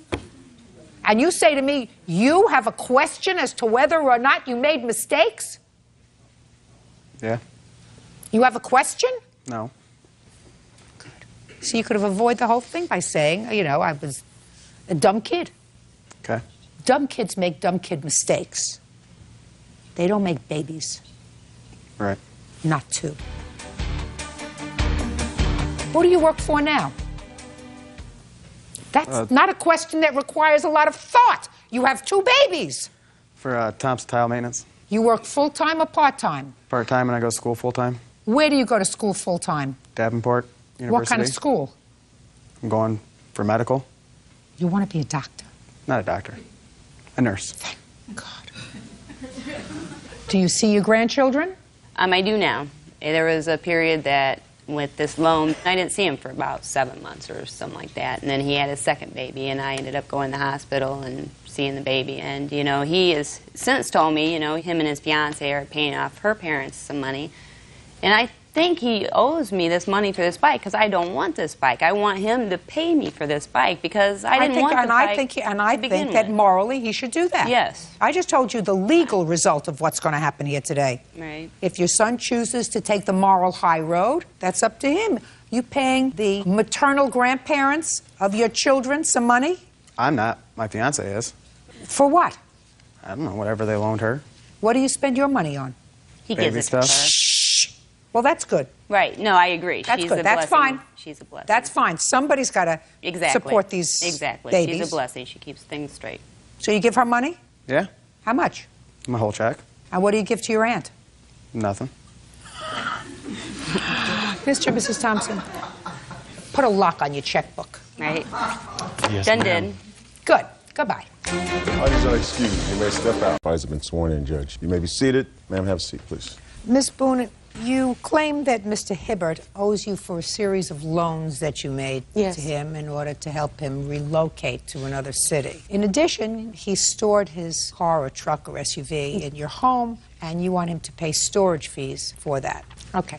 So you met, and at some point, he asked you out. You went out for dinner, you went out for a movie, you went out for a drink, you went out for something, or did he just initially ask you for money? No, it was a 3-day period, kind of a whirlwind romance, if you would. The way he got to my house was by telling me that he was interested in buying one of my cars that I had for sale, that he wanted to come see it. He also said he was a licensed mechanic and could check out this car I was test driving. He tried to get me to go out with him that night. You're talking too fast. Okay. I'm not interested in the social aspect, Okay, madam. right. I'm interested. You met him on January 6th. When for the first time did he ask you for money? 3 days later, he informed me that the next day he would be moving to the state of Georgia to go to seminary. He said he needed money to get to seminary, that it was a big move, it was a long way away. And I asked him how much. He said $2,000 or $3,000. So I told him that I would be able to loan him too. Normally, I don't walk around with that kind of cash, but I had just cashed a check from a sale of a business that my family owned. Had you told him about that? I had showed him a cashier's check for $17,500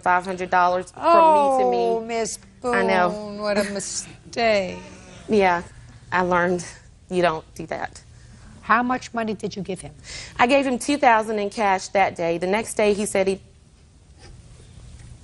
Your Honor, the fact of the matter is... Don't tell me what the fact, just tell me about the $2,000. Miss Boone wanted to get into a relationship with me from day one. Good. Let's start day one, January 9th. You took $2,000 from her, is that correct? She gave me the money as a down payment on my vehicle. Down? No. Oh, shh. Just a second. Just a second. Just a second. She gave you $2,000 as a down payment on the car. Yes, Your Honor.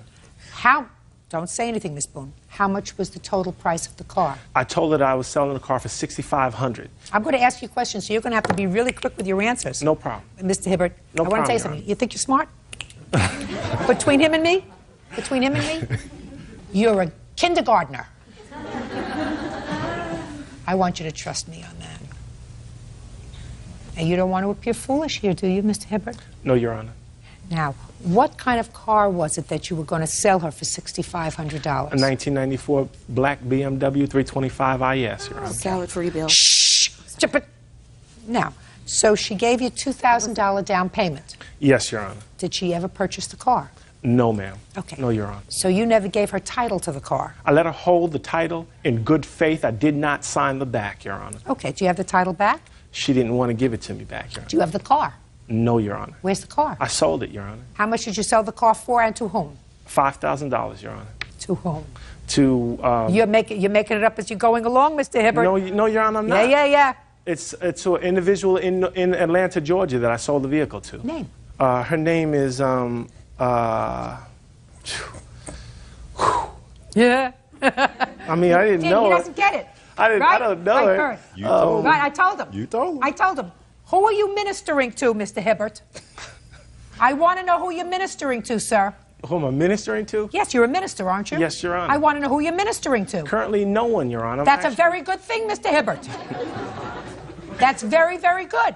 Because the truth will set you free, Mr. Amen. Hibbert. Yes, Why Lord. didn't you give her back her $2,000? I called her up and told her I would give her $2,000 back. Oh, here we go. Good. She said, I don't owe her $2,000 now, I owe her $4,300. And she maliciously went to the church that's endorsing me. I don't care whether she went to a church or not. And they pulled my endorsement, and that's the reason why I called her. Oh, just a minute. You mean she went to your church and said he's got my $2,000? No, and that's not all she said, Your Honor. She said that I did sexual misconduct to her. She said that I took her $4,300 from her, and she said that I trespassed on her property.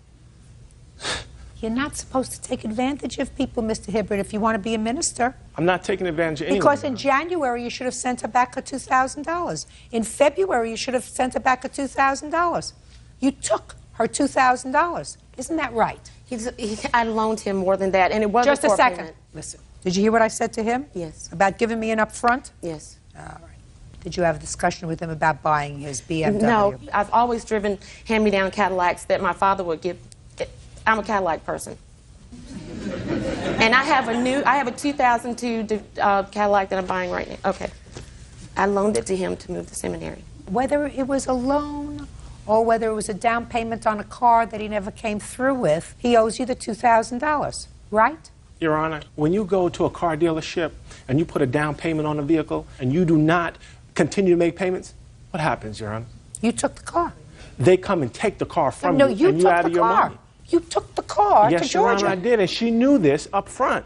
She knew that that's what I was doing. He doesn't owe you anything for storing his car in your carport. Okay, he said he was going to get it in 1 week. He came back 4 months later to get it. What I'm telling you is, you could have gotten a tow truck to tow it out, send him a letter, say, if you don't get it out of here in 5 days, I'm getting rid of it. But that kind of favor does not turn into a contract just because you don't want the car. If you don't want the car, they call the garbage man, let him take the car. You don't get storage fees. Do you understand? I understand what Good. you're saying. Very good.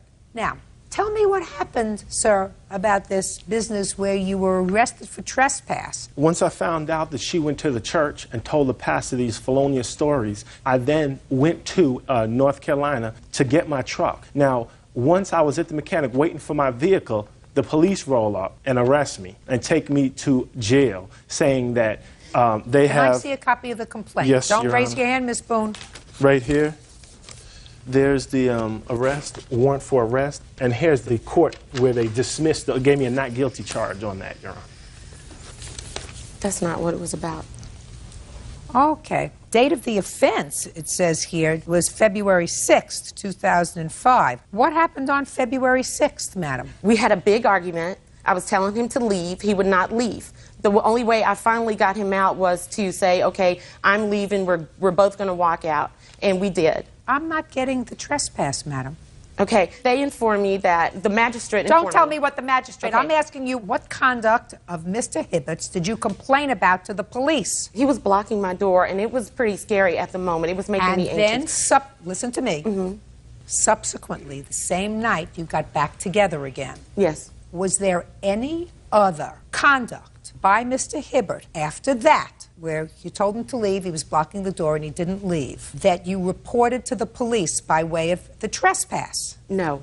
That was it? Yes. And when did you report that to the police? The day that I filed the monetary charges, he was already in custody. And it was May 27th, I think. Right.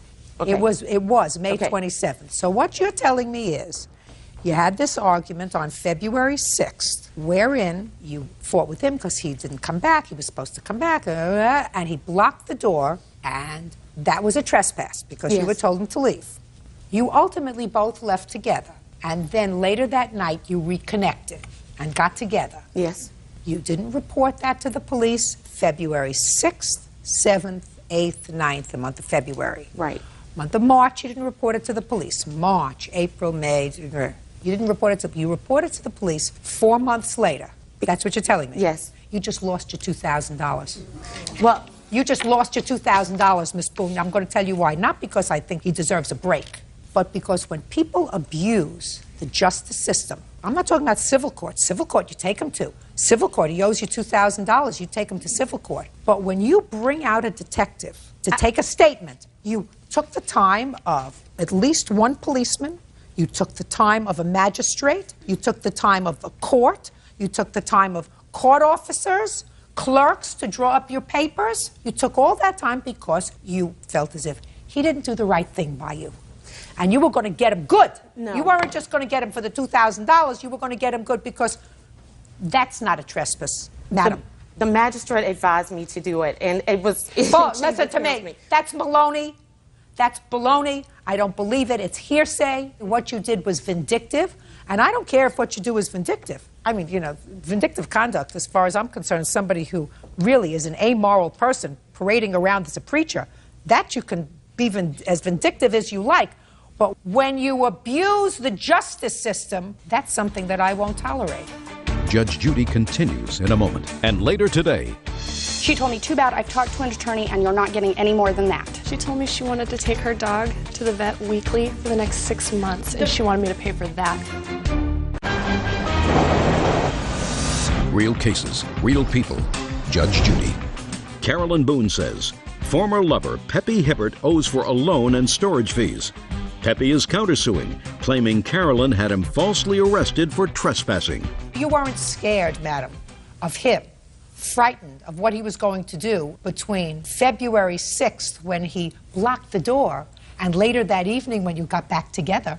Now, when you say you got back together and reconnected, do you want to tell me what that means, Mr. Hibbert? Does that mean that you went out for dinner together? Does that mean you had a drink together? Does that mean that you were intimate together? What does that mean? I've never been intimate with this lady. Okay. What does it mean when you said to me you got back together? We got a hotel room and stayed there. All right. Okay, So what you're telling me is after you got a hotel room together, you decided to tell somebody in the justice system that he trespassed on your property on explained February all that 6th. to her. All right. Well, I'm not interested in it. You just lost your And I have $2,000. receipts. Sir, and you just paid her $2,000 on your counterclaim. Do you understand? That means you get exactly what each of you deserve. Nothing. Goodbye. That's all. Parties are excused. You may step out. He's reaching for straws to try to get out of paying me the $4,300 that I loaned him. I continually told her I wasn't interested in having a relationship with her. He's trying to get me back. He's saying I ruined his career. And then when she saw that I was standing strong to not wanting a relationship with her. But it'll be brought to light, not here in this forum, but ultimately it will be brought to light. She then decided, okay, let me maliciously try to ruin this man. And now the next case. All parties in the matter of Crowther versus Moore. Step forward. Shelby Crowther is suing her neighbor, 24-year-old Cody Moore, for vet bills. Shelby says Cody's 6-year-old son, Caden, threw her dog in the air and broke his leg. According to your complaint, Miss Moore's little boy, this 6-year-old, was in your backyard where your dog was playing. He was invited over by your son, who is a couple of years older. How old are you? 8. Stand up next to your mother. I have a few questions for you. Tell me your name. My name's Cody. Cody, do you know this little boy's name? No. What's your name? Hayden Moore. He does know my name. Caden Moore. Yeah, when we were at daycare. Okay. Is he your neighbor? Yes. Remember that day when your dog got injured? Say yes. You remember? Yes. You have to answer my questions. Were you playing in the backyard? Yes. Did you invite him to come over in your backyard? Did you offer him a lollipop? Yes, but I put it through the fence. Did you offer him a lollipop? Yes. And did he take the lollipop? Yes. Did he come around in your backyard? No. He was never in your backyard? Yes, but How did he get there? climbed the fence. And what happened when he got there? We started playing for a little, then he picked Gizmo up and threw him up in the air and broke his leg. What did you say to him when he did that? Nothing. What did you do? I picked up Gizmo. And where did he go? My mom told him to go back home. And he did. And you took your dog Gizmo to the doctor? Correct. And he had a broken leg? Right. And you want Miss Moore to pay for the vet bills? Correct. I'm listening. I did not become aware of the situation until she had come over to my house to let me know what was going on. I talked to my son, and he said that her son told him that if he'd climb the fence, that he would give him a sucker and they could play. So he's over in the backyard? Mm-hmm. And my son did say that he picked up the dog, that her son asked him to put the dog down, and my son did that. However, he did not throw her dog at Well, how do you all. think the leg got broken? I believe that he did drop her dog. A dog that weighs 4 pounds has a leg like a toothpick, so I'm sure it did break. I believe that. So either way, whether he dropped him or threw him. I offered to pay the bills. I gave her my cell phone number. I asked her to please call me when the dog was done so that I knew what was going on. She's my new neighbor. I just moved in. So what was the problem? The problem started when she tried to press criminal charges on my child. No, And what that's actually happened- in the police report that I have with me. She had told the police a completely fabricated story. The police Well, came... what did you do after the dog? You took the dog to the vet. After I picked the dog up, went in the house, and immediately went over to her house. My husband held the dog for me. I went over to her house and explained to her what had happened. She told me that's not possible. Her son was in his bedroom unpacking. No, I said that is not true. He was just in my backyard, and I told him to go home. Okay, well, maybe she didn't know that. We went into the backyard. He wasn't in there, so he was in the garage. And she asked him, and he said yes, he did pick the dog up and drop the dog. Okay. And I told her, I said, you're going to be responsible for these vet bills. I said, I don't have the money. She looked at me and said, well, I'm a single mom, so maybe it's best to put the dog to sleep and I will buy you a new one. I immediately looked at her and said, that's not how this works. This is my dog. I mean, he's my baby. We're not going to put him to sleep. Did you go over there, Miss Crowther, angry? No, I did not raise my voice at her. You don't have to raise your voice. I was upset. I was bawling. Okay. I was upset. Okay. I mean, I can imagine that you were upset, and I can imagine that you were not calm when you spoke to her. You may not have been screaming at her. You may not have been cursing at her. I don't know. But I assume, based upon just the way you phrased it to me today, that you did not go over there in a neighborly-like way. Right. Well, that was wrong. This is not something that's done maliciously. Right. So then you should have taken it down a notch. Right? Right. You owe her an apology. I'm sorry if I upset you. You should have taken it down a notch. She didn't do anything. Right. I didn't become enraged until she told me to put my just dog a second. to sleep. Enraged is a relative term. If you went over there and you say, gee, that was just a real bad accident, I think that your little boy was responsible for my dog's broken leg.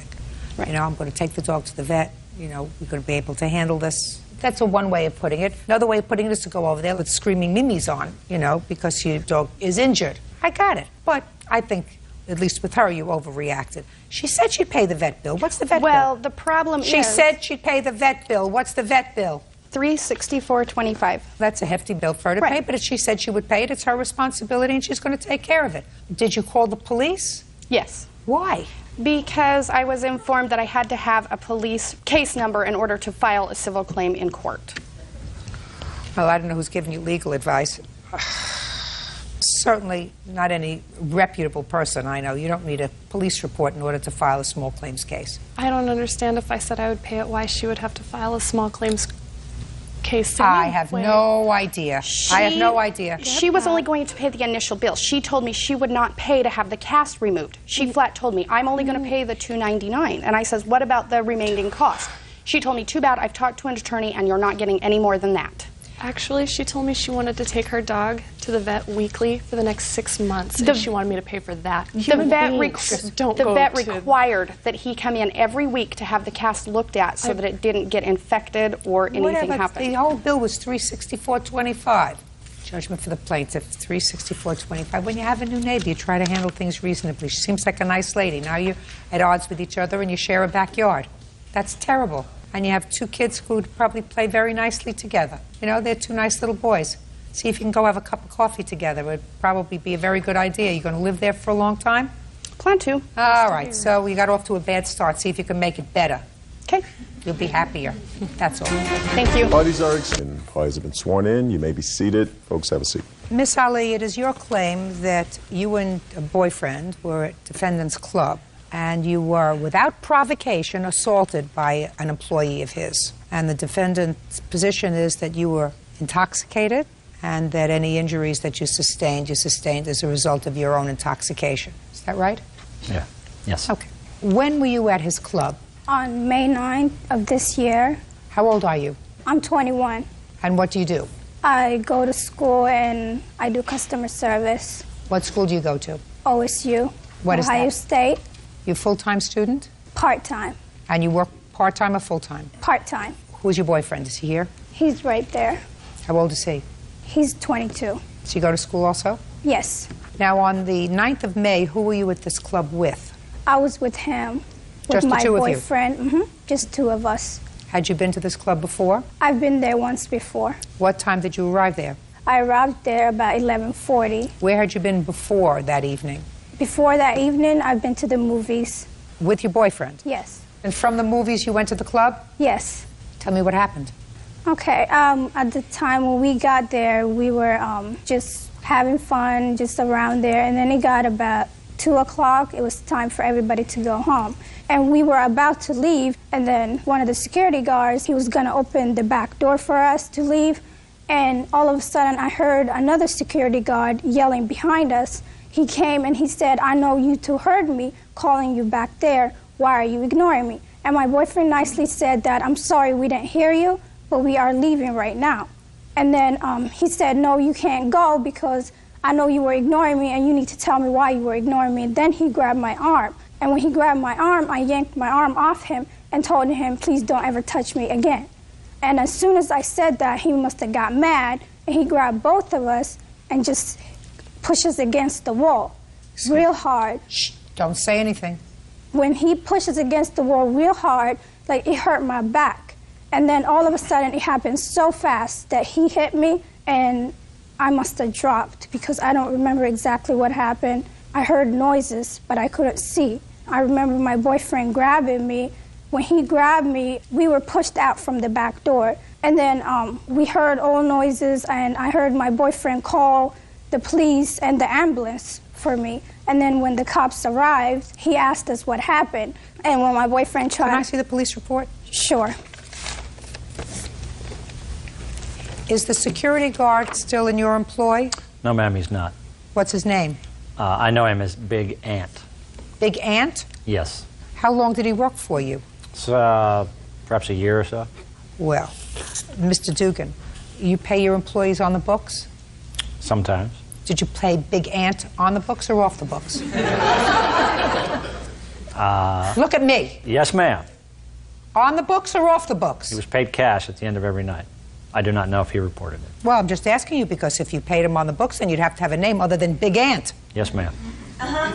You thought this was going to be easy? No, ma'am. It's not going to be easy. Yes, ma'am. Because you weren't there that night. No, I wasn't. And you don't know what happened. Hopefully... I was home with my pregnant wife, who was 2 weeks away from giving birth, ma'am. Listen, they're good for you. Thank you. And I hope everything turned out okay.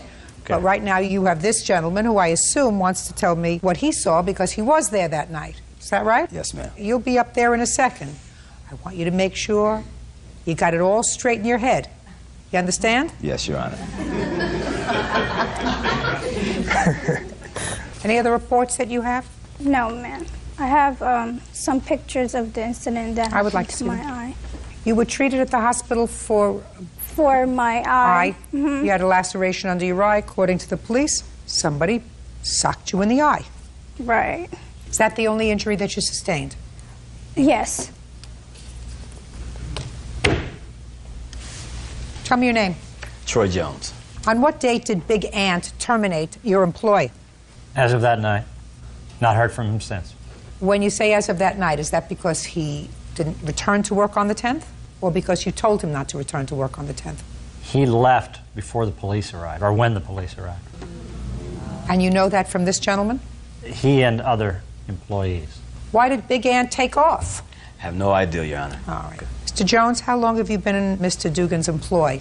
On and off for about 5 years. In what capacity? I work with the bands that work there on a particular night, specifically Sunday nights. What do you mean you work with the bands? I'm also a member of the band also. How many hours were you working that night? I usually arrive at the club early, about 8 o'clock, and then the band usually starts performing anywhere between 10:30 and 11 o'clock at night. When you're playing with the band, do you have any alcohol? No, I don't drink at all. Tell me what you observed on the 9th of May. At around 2:15, between 2:15 and 2:30, we asked that security start having people leave the bar because by law, everybody has to be out of the bar by 2:30. Also, what happens is the bar staff will not count any money until all the patrons are out of the bar. Well, they were walking the other direction. They were walking in what direction? Toward the side door, which is basically like an emergency exit. Big Ant is telling them, hey, you got to go out. We have to leave now. You have to go this way. Well, he said it 5 or 6 times. By the time he gets up to them, they get together. Some words were exchanged. I don't know exactly what was said, but all I know is I seen a hand come up, which looked like a female hand. He was scratched, and there was a ruckus in between her and her boyfriend and Big Ant. And it wasn't a punch, it was more or less like an open hand smack like that.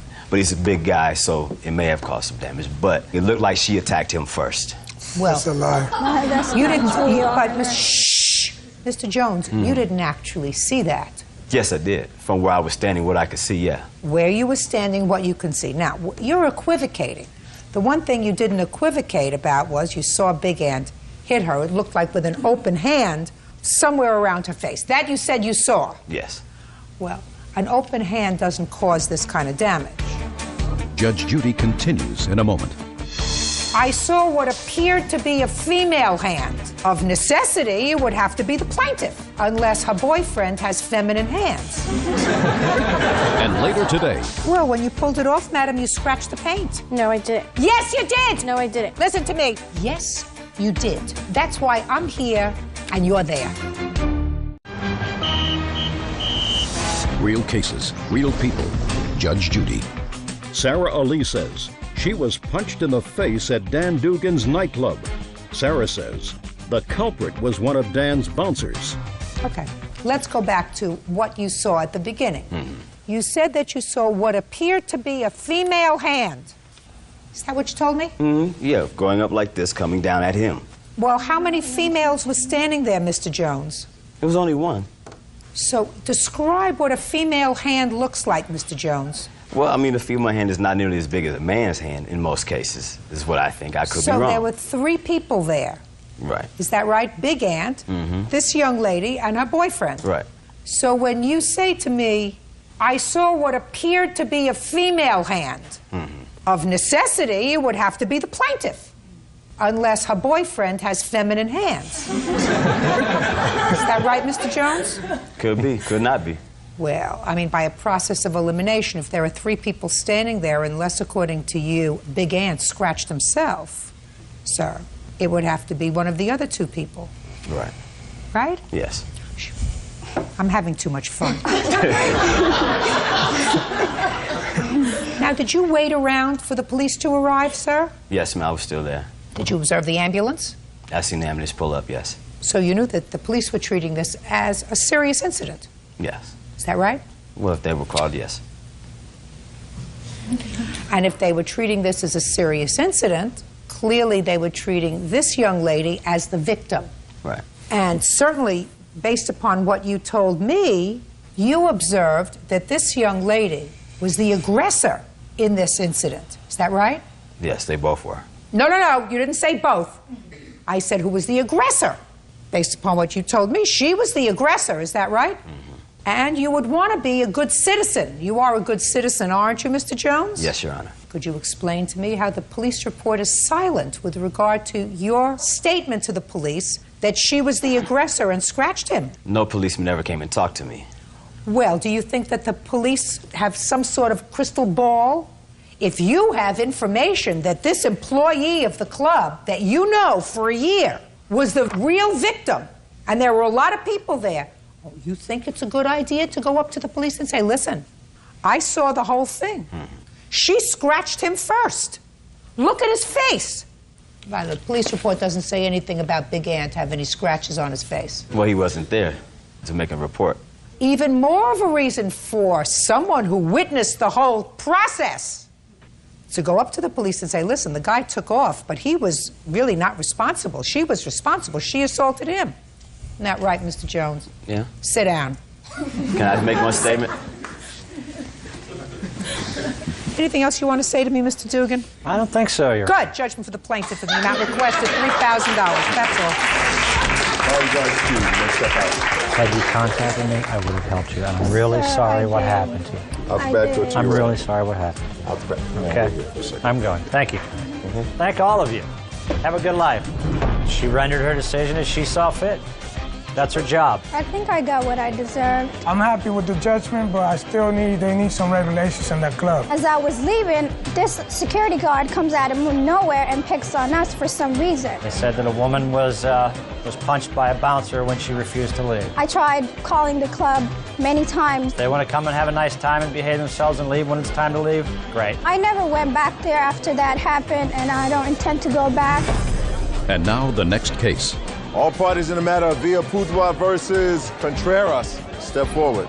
22-year-old Lorena Villapudua is suing her boyfriend's ex, 24-year-old Magdalena Contreras, for vandalizing her car. Lorena claims Magdalena ripped off the license plate frame. According to your complaint, the defendant, Ms. Contreras, is your boyfriend's ex-girlfriend. Correct. They also have a child together. Right. How old is that child? He's 6.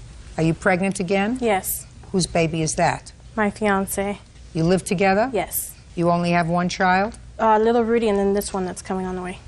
According to your complaint, you and your fiance were at an open school night at Rudy's school. Right. The defendant was there with her mother? Yes. There was some sort of an argument that took place, and after that, Ms. Contreras vandalized your car. Yes, because she was upset with him. Ms. Contreras says she didn't do as much as you said she did, just did a little. Is that your defense? Yes.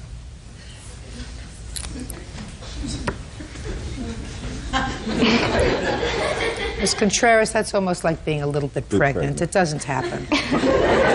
Lorena Villapudua says her boyfriend's ex, Magdalena Contreras, vandalized her car. Magdalena claims Lorena provoked her. Now, I'm going to go to Ms. Contreras because Ms. Contreras doesn't seem to object and seems to acknowledge the fact that she did put her hands on your car. So I'm going to ask her to tell me why. Because my ex, Rudy, was supposed to take our son. Rudy? Yes. He was supposed to take our son to open house, which he didn't. And okay. So it was an open school night and Rudy was with his father? Yes. For how long? It's joint custody, so every other week he's with his dad. So he had him for the week? Yes. Okay, so he didn't bring him to open school night? Yeah, he didn't. So? So I got upset and I started asking him, why didn't he bring our son? And he said our son would rather be with his grandpa. And I just got upset and I started yelling at him. In the school? Yeah. Yes. Why? Because I was upset. I was hurt that he didn't take our son. Control yourself. You were making a scene in the school? Yes. Well, that's stupid. I know it's stupid. Didn't your mother tell you to shut up? Yeah, she did tell me to shut up, but I didn't Good listen for to her. you. No, she didn't. Good for you. She did not. Shh. Am I the kind of person who needs help from you? No. So you created a scene in your son's school, which of course left everybody, including the teachers, the administration, the other parents, with the idea that this child comes from a home where they're not going to let their kids go and visit, certainly, because his mother doesn't know how to control herself. Well, I was very hurt that he didn't take our son. Our son was Get over it. all happy that he was going to go. Get over it. Did the court grant you joint custody? Yes. If the court granted you joint custody, then the court clearly had to say, I think that both of these parents are responsible enough to take care of this child an equal amount of time, that they're two good parents, and they made a judgment that he was as good a parent as you were. So that if he's with his father and his father decides not to bring him to open school night, that's none of your business. So let's move on from there. So you got angry, making a scene in the school in front of other people. Then what did you do? We went into the classroom. The teacher started talking to us, and she was showing us. Were you behaving at this point? Yeah. Good. And? And then I just went to his desk and got his little picture, and then me and my mom took off, and then I seen Lorena's car, and I recognized it, and I just broke off her license plate holder. That's all I did to it. I didn't scratch it or anything else. Well, tell me exactly the steps that you took. You saw her car while you were driving in your car? No, or I was were you walking to my car. Okay. You were walking to your car, you saw her car. So you had to bend down. Did you take off the back license plate or the front? The back, just the holder. And what did you do with it? I broke it off, and then I was going to leave it on her window, but I didn't, so I just took off with it. Can I see photographs of the damage to the car, please? Yes, you may. I also have a police report. I'd like to see that, too. And it has a witness, a 13-year-old girl that was standing out near the car. Well, when you pulled it off, madam, you scratched the paint. No, I didn't. Yes, you did! No, I didn't. I didn't Listen scratch to her me. car. Listen to me. Yes, you did. No. Yes, you did. That's why I'm here and you're there. I didn't scratch her car. That's why I'm here and you're there. Your Honor, I seen it. Just a second. Say nothing.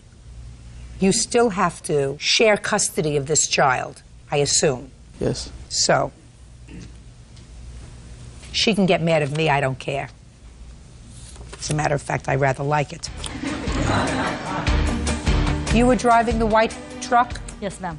And you said to your daughter, what are you doing? Exactly. Exactly. What did you say to this idiot when she got back into the car? I told her that, why did you do that? It was uncalled for. Absolutely right. You're absolutely right. You have an estimate? I do.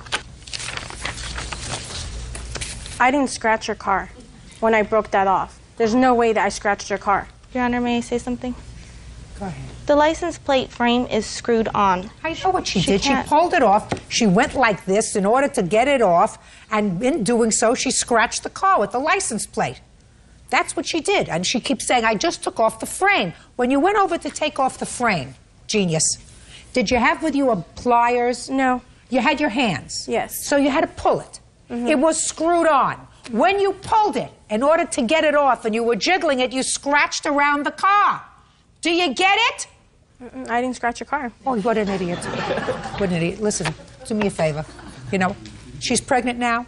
When she's finished, discuss birth control with her. It's really a shame that we're continuing this. Do you understand? Yes, ma'am. All right. Judgment for the plaintiff in the amount of $618. That's all. Party judge, 263 on the calendar in the matter of Brown versus Chance. Parties have been sworn in, Your Honor. You may be seated. Have a seat. Miss Brown, you own a building. Yes, I do. And one of your buildings had a leak. According to your complaint, you looked in the yellow pages and you found a plumber, the defendant, and asked him to go over and take a look and see what the problem was. So far, is that about right? That's right. He went over there and he called you and he told you what he thought the problem was and what it would take to fix it. That's correct. You paid him for his service call. You eventually found somebody else to fix the problem, paid him less money. And it is your claim that because Mr. Chance was angry that he didn't get the job, he harassed you in a vindictive way by going over and frightening your tenants, telling them that things were dangerous as a result of the shoddy workmanship that was being done in their building. Now, when did you have a leak in your building? That was July 17th. Who had a leak in their apartment? Terry James. Step up. Miss James, tell me what happened in your apartment on the 17th of July. I had a leak by the bedroom window.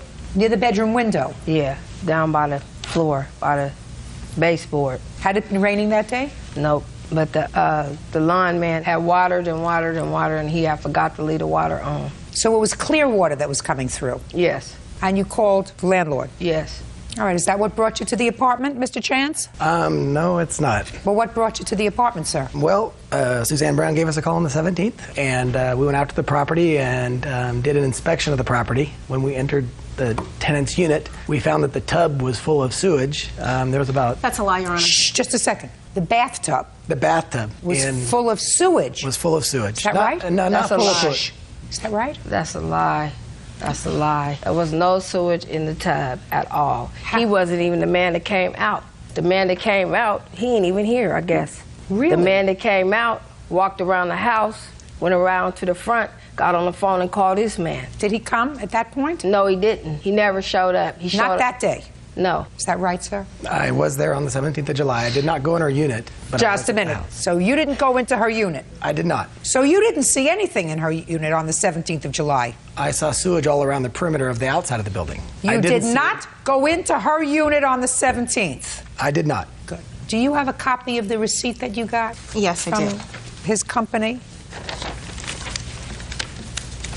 He sent that to me. Okay. They say that in the front unit, they have water standing in the tub. Someone has inserted the word sewer water standing in the tub in this. This is the way you received it? Exactly. Okay. Now, when did you call somebody else? On what date? I had actually called, there's a plumber that I always use. I had actually called him. The problem was that when I found out about the leak, it was a Sunday, and he wasn't available, and I wasn't sure how big it was, and I wanted to fix the issue. Is this your regular plumber? Yes. Sit down. Step up, sir. Tell me your name. My name's Mike Howard. How long have you been working for the plaintiff? Oh, probably since about '02. You familiar with this unit? Yes. When did you go out to the unit? The day after, the Monday. Tell me what you found when you went out there on the 18th of July. The water from the sprinklers had went over the foundation and entered the home. That's a lie, Your Honor. Where had it entered the home? It had came up over the foundation and ran into the area that was wet. Carpeting wet? Yes. Around the baseboards?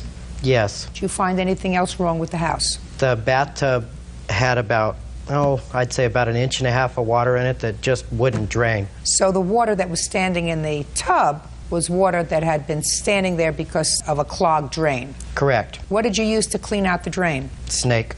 How much did you charge the plaintiff to do the whole job? $2,500. What did you charge her the $2,500 for? We dug a place approximately 2 foot wide around the perimeter of the home. It was 90 foot long, and we poured concrete in there. And what was that supposed to do? It stopped the water from entering the home at the foundation. You mean from the sprinkler system? It was just a hose, but yeah. What was the estimate that the defendant gave you to fix the problem? The defendant told me it would be $45,000 for him to come in and dig out the entire concrete floor, and that my tenants would have to evacuate the premises. And the problem was that nobody had actually done any tests. The defendant never actually did any tests. All they did was walk the perimeter of the property, and actually he didn't even do that. He had someone else do that, and came to the conclusion that it would be $45,000, that I needed to call my insurance company and make sure that I had him there, because the insurance company might not believe me, and that all three of us could meet and he could convince them that this is what needed to be done and get them to pay for it. Now, after you decided not to hire him and you decided to hire Mr. Howard? Correct. Tell me what you claim he did to harass you and your tenants. Well, on that Monday, when he had gone out and he had started working on it, when I came back that night, I had received numerous calls from Terry James, and I had 2 messages from Tony Chance. The first one said, I tried to run your credit card for the $69 service charge, and either you gave me the wrong number or I wrote it down wrong, and you really need to give me a call as soon as possible, otherwise we're going to have problems. The second message I got said that, I still haven't heard from you. You must be avoiding me. And by the way, I happened to go out to the property today, and I saw that you had some repairs going on there, and I just want to let you know that that was a really bad move on your part, and that now I'm going to have to contact the Sacramento Housing Authority and let them know what's going on over there. I'm going to put a full written report together to turn you in. And so to me, it was obviously, he was vindictive. I couldn't believe the message that I got. I was completely freaked out, and Terry said that he had been by there. Don't. Okay. Step up. You can sit down. Did Mr. Chance come back to the house? Yes, he came back on Monday. He spoke to you? Yes, he did. What did he say to you? Oh, my God. What is this? You mean to tell me they put concrete around the house? The sewage problem is not done. The pipes is busted. You guys are going to die. You guys need to get out right now.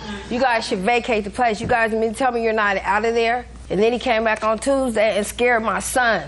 Had my son all upset. Talking about we should have been out of there. We going to die. We go to sleep. We going to die. We should have been moved out of there. Okay. Since July 18th or 19th, have you had any other problems in your home? No, I haven't. Any other water? Nothing's wrong. Are you friendly with the other tenants? Yes, I am. Very friendly. Anybody else have any water problems that you know of? Nobody has any problems on the property. I guess you were wrong. I don't think so, Your Honor. I guess you were wrong. Judge Judy continues in a moment. So I'm asking you, what tests did you personally do? Make sure you give me an answer that I'm going to be comfortable with, Mr. Chance. And later today, And it never dawned on you to take the rest of the money and give it back to them. They didn't ask for it back. Insurance isn't supposed to make you rich, madam. Real cases, real people. Judge Judy. Landlord Suzanne Brown says plumber Anthony Chance harassed her and her tenants after she refused his professional services. Did you write a report to any housing authority with regard to what you found? No, I did not. Ms. Brown says that that's what you threatened to do. Is that what you threatened to do, Mr. Chance? I never threatened to do anything. Did you indicate that that's what you were going to do? No, I did not. What did you say? I said specifically that I had already called the health department due to the fact that there was still a dangerous issue out at her property. When had you called the health department? I called them Monday night when I drove by the property and saw that concrete had been poured over the top of the sewage on the outside of the building. Mr. Chance, but you were wrong, sir, because we've had 5 months since you were there, and no problem. They've taken care of the symptoms, but the problem still exists. And the problem with the property that they have there is the drains underneath the footing were leaking substantially and had been that way for a long time. What tests did you do, specifically, what tests did you do on the 17th when you were there to test that? I've got phone records with me showing that I was on my phone with my service tech who was on the job. What tests did you do? Not your technician. If you call the health department, I would say that you don't rely on a technician. You go out there yourself before you make the call. I did. The very next day. So I'm asking you, what tests did you personally do? Make sure you give me an answer that I'm going to be comfortable with, Mr. Chance. I personally didn't do any tests. That's what I thought. Now, did you ever give Miss Brown a quote of $45,000 to fix the problem? No, I did not, Your Honor. Did you ever say to Miss Brown that she should contact her insurance company? I may have mentioned that, yes. And that you should be there when the insurance company adjuster comes to look at the problem? I advised her that that would be a good idea. And are you telling me that you didn't give her a ballpark figure about what the problem would cost to rectify? No, I didn't, Your Honor. I told her we needed to do tests to determine where the problem was at. Oh, so if you're telling her you needed to do tests to determine where the problem was, why did you call the health department? Well, we knew that there was a problem. We didn't know which bathroom was leaking or where the problem was at underneath the slab because the whole area underneath the house was saturated with sewage. What made you think, sir, that the whole area under the house was saturated with sewage? Because my technician went into the other unit, the back unit, and ran a sink for 20 minutes, and the water proceeded to come up in the carpets in the front bedroom of the front unit, which indicates a backed up sewer main. And you think that that just happened once, sir? I went by the job on Sunday night. Yeah. Because Suzanne had agreed to meet me there Sunday night. Yeah. And I was sitting in front of the property. I did not go in either of the units, but I saw the sewage around the perimeter of the building. I sat there for maybe 5 minutes, and then Suzanne called me and said, "I'm sorry, but something's come up. I can't meet you. I'll have to do it on Monday." So I left the property, but at that point, I was able to witness the wet sewage all the way around the outside footing, and it definitely was. What made you think it was wet sewage, sir? Based on the description that my technician gave me while he was in the home. Mr. Chance, you want to know what I think, sir? What?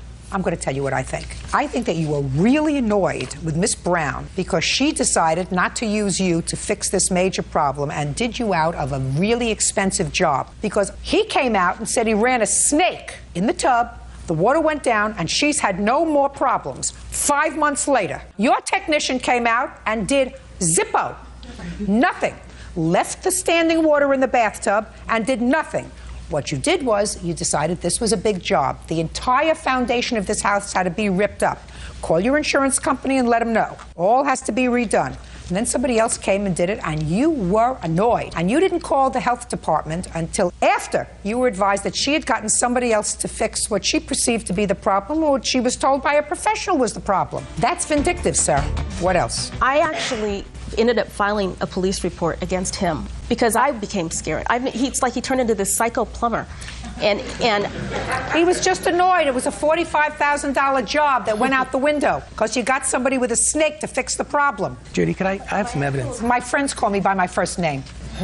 Now, what I don't understand, Mr. Chance, is I absolutely believe Mr. Howard when he says he went to the premises the next day, took a snake, put it in the bathtub, snaked out the bathtub, the water went down, and I absolutely believe Miss Jones when she says she has not had a problem since. What I don't understand is how come your technician went into the house, saw standing water, and didn't take a snake to try to get it to go down, yet went into another unit, a unit that they had not called to complain about, let the water run in that unit to come up with a story, instead of doing the first thing that I would do as a plumber and say, gee, I see this standing water. Let me see if I can get it to go down. Do you understand what I'm saying to you, Mr. Chance? I understand. Very good. Judgment for the plaintiff in the amount of $1,500. That's all. You did the wrong thing. It's going to cost you. Your Honor. Parties are excused. You may step out. It was a lie. The whole thing about the health department, he never called anybody because he knew he'd never done any tests. I think that they tried to hide the real problem so that the health department wouldn't come out and create any problems with having to really repair the broken pipes underneath the slab. I had spent $2,500 having the problem fixed. Obviously, I'm not a slumlord. I'm positive that's what the problem was because that's what I saw. I'm just happy. Very, very happy. Justice does be served. And now the next case. All parties in the matter of Freshley versus Velasquez. Step forward. 22-year-old Amy Freshley is suing former friend Herman Velasquez for rental car charges and for damages to the vehicle. Herman claims he owes Amy nothing.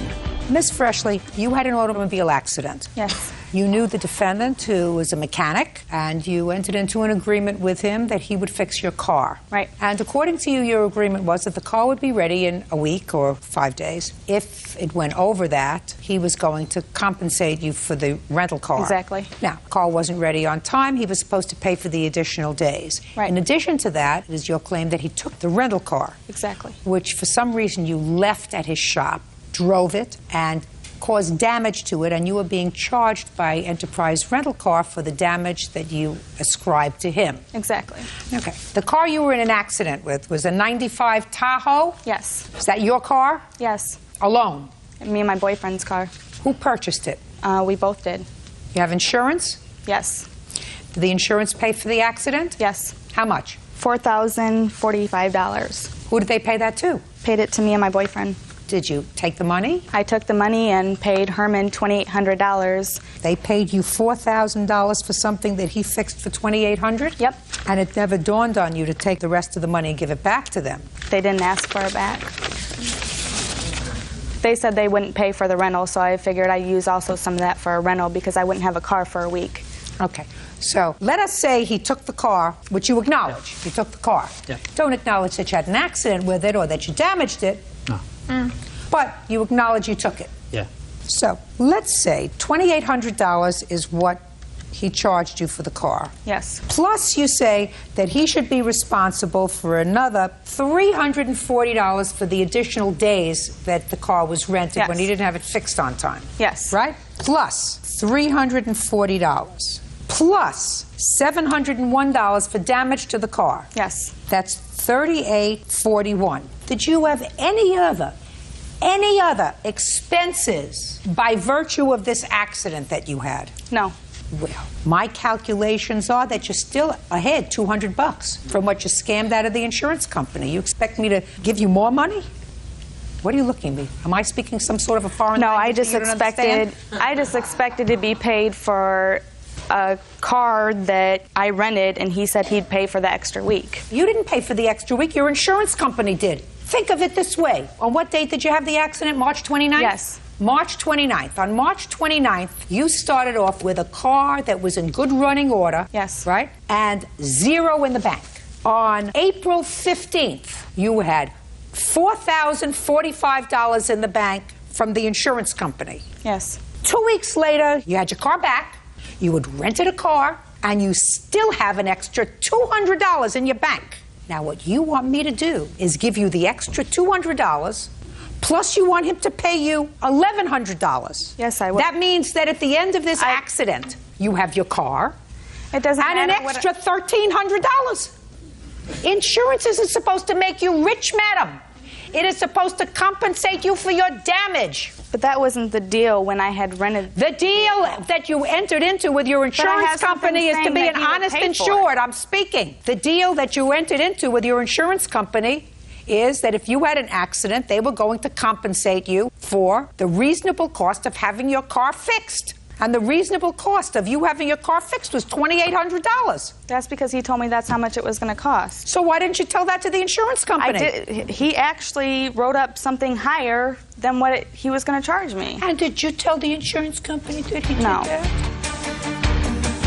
Let me tell you all about the doctrine of clean hands. The doctrine of clean hands is something that we learned very early on in law school. It says that when a citizen comes into court and asks the court to hear their case, they can't come in with dirty hands, which means they can't come in being wrong, scamming somebody and saying, well, he's a worse scammer than I am. Why won't you help me? What he did was worse. I had a deal with him. We had a deal that he was going to jack up the cost of fixing the car. He was going to have the adjuster come to his place and say it needs this and this and this and this and this. And he was going to get $2,800 to fix it, and I was going to end up pocketing the rest, which was $1,000 or whatever. And the only one that was going to be out is the insurance company, and they got plenty of money anyway.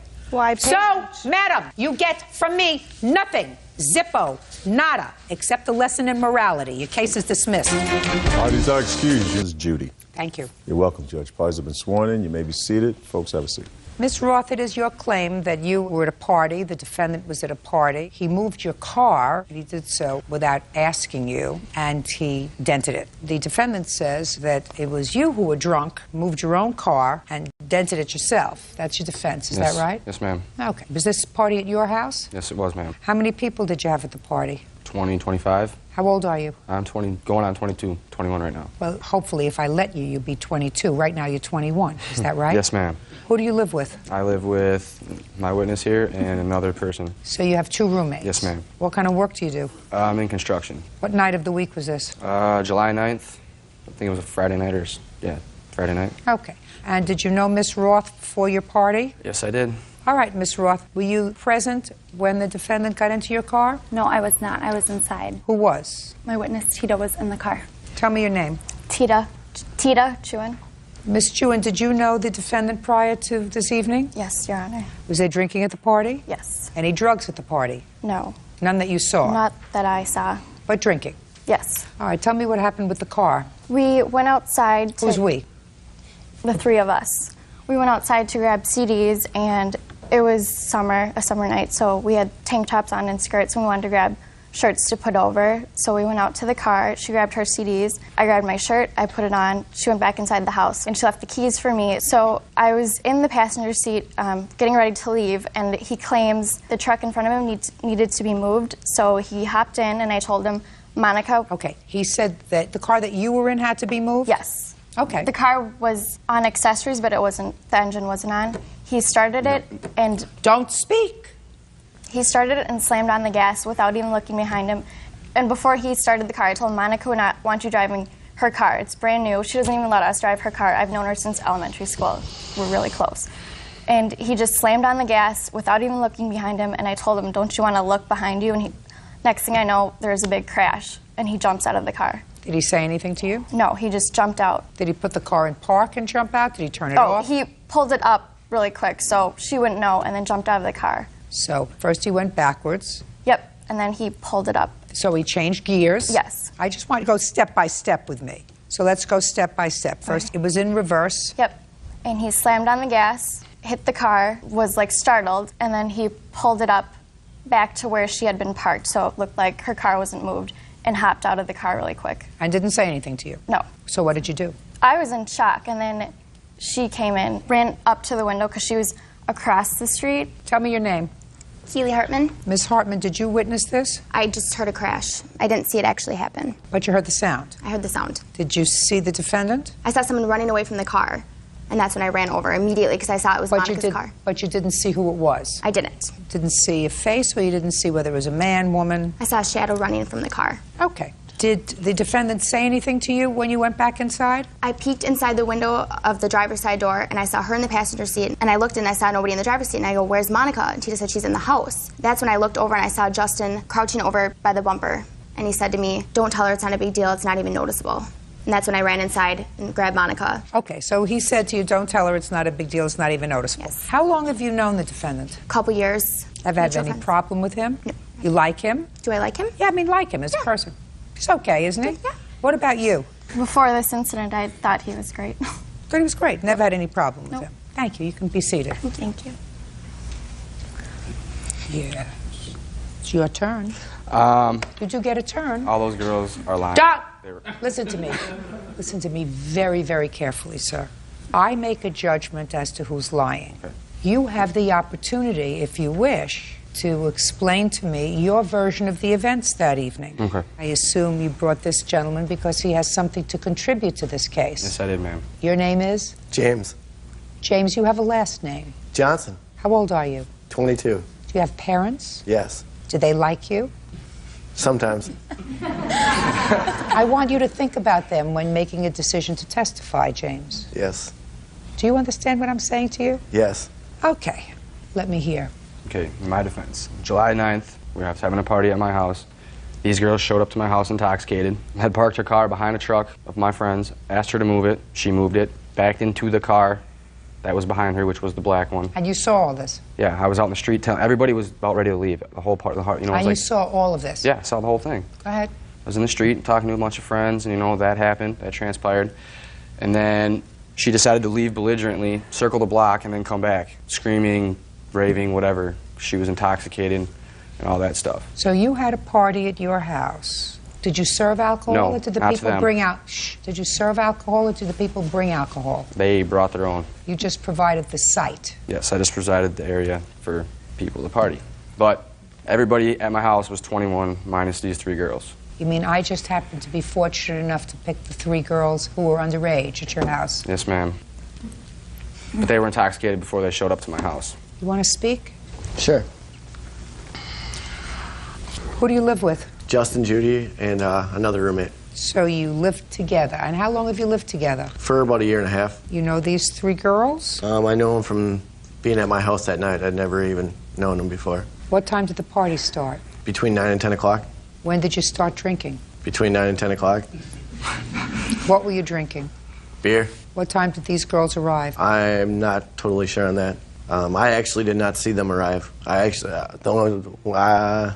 didn't see them arrive. I didn't know they were there until well after they were there. And what time was that? Between 10 and 11 o'clock.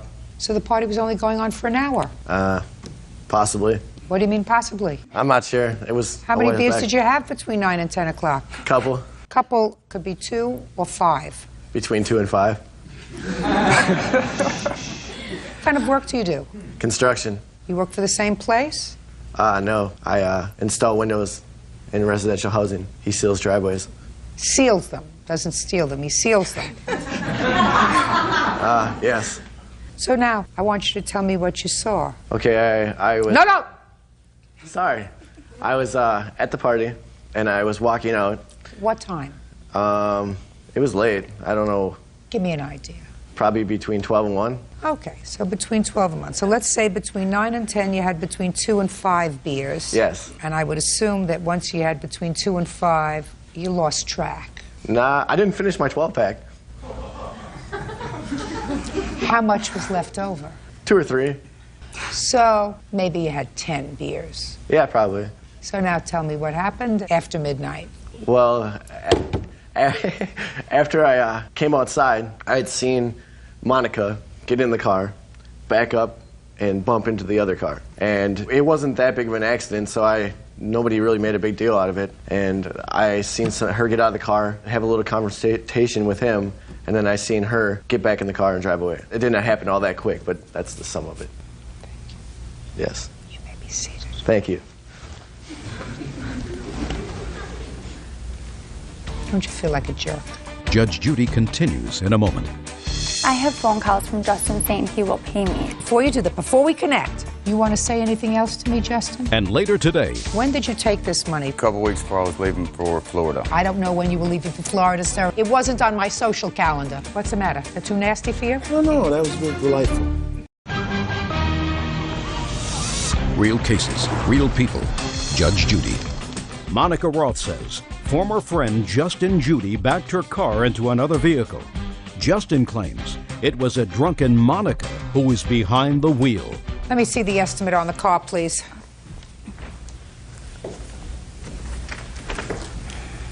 And picture of the car? Yep.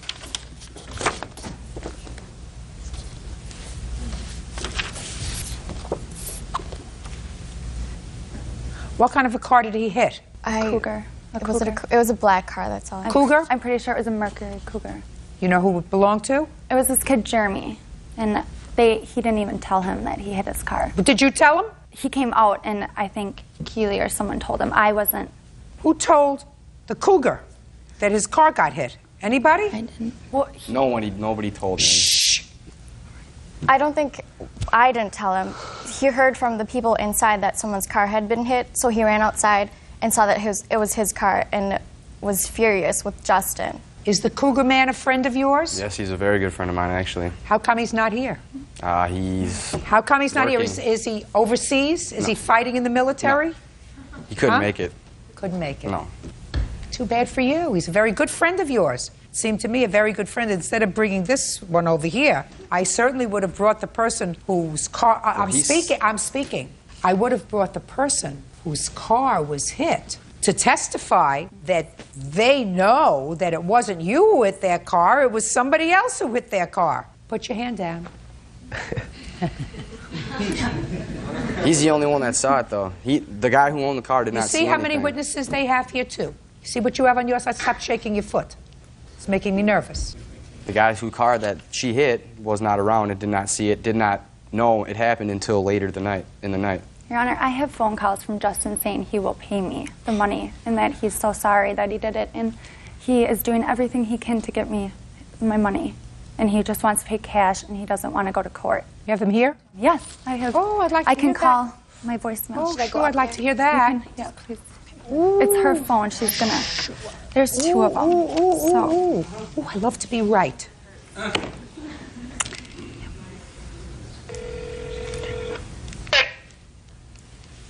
You've pressed an incorrect key. To disconnect, press 1. To record your message, press 2. Sorry you were having trouble. Please try again.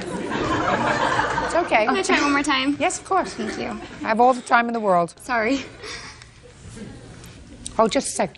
Before you do that, before you do that, before we connect, you want to say anything else to me, Justin? Like what? Like I may have made that I did that to help her out because it was on my property. I'm speaking. Is there anything else that you want to say to me before we try to connect with this phone call? I've said what I've had to say. All right. You've got my defense statement, so I'm sticking with that. That's what it is. Go. First saved message sent Friday, August 20 a.m.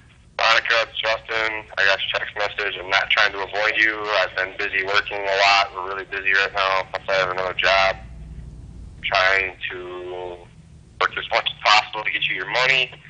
I do want to work something out. I don't want to take this shit to court. I'm not trying to avoid you. So, I don't know. I got to work till midnight tonight. Give me a call whenever. End of. I have one more. Resave. Next message sent Friday, August 5th at 9:11 p.m.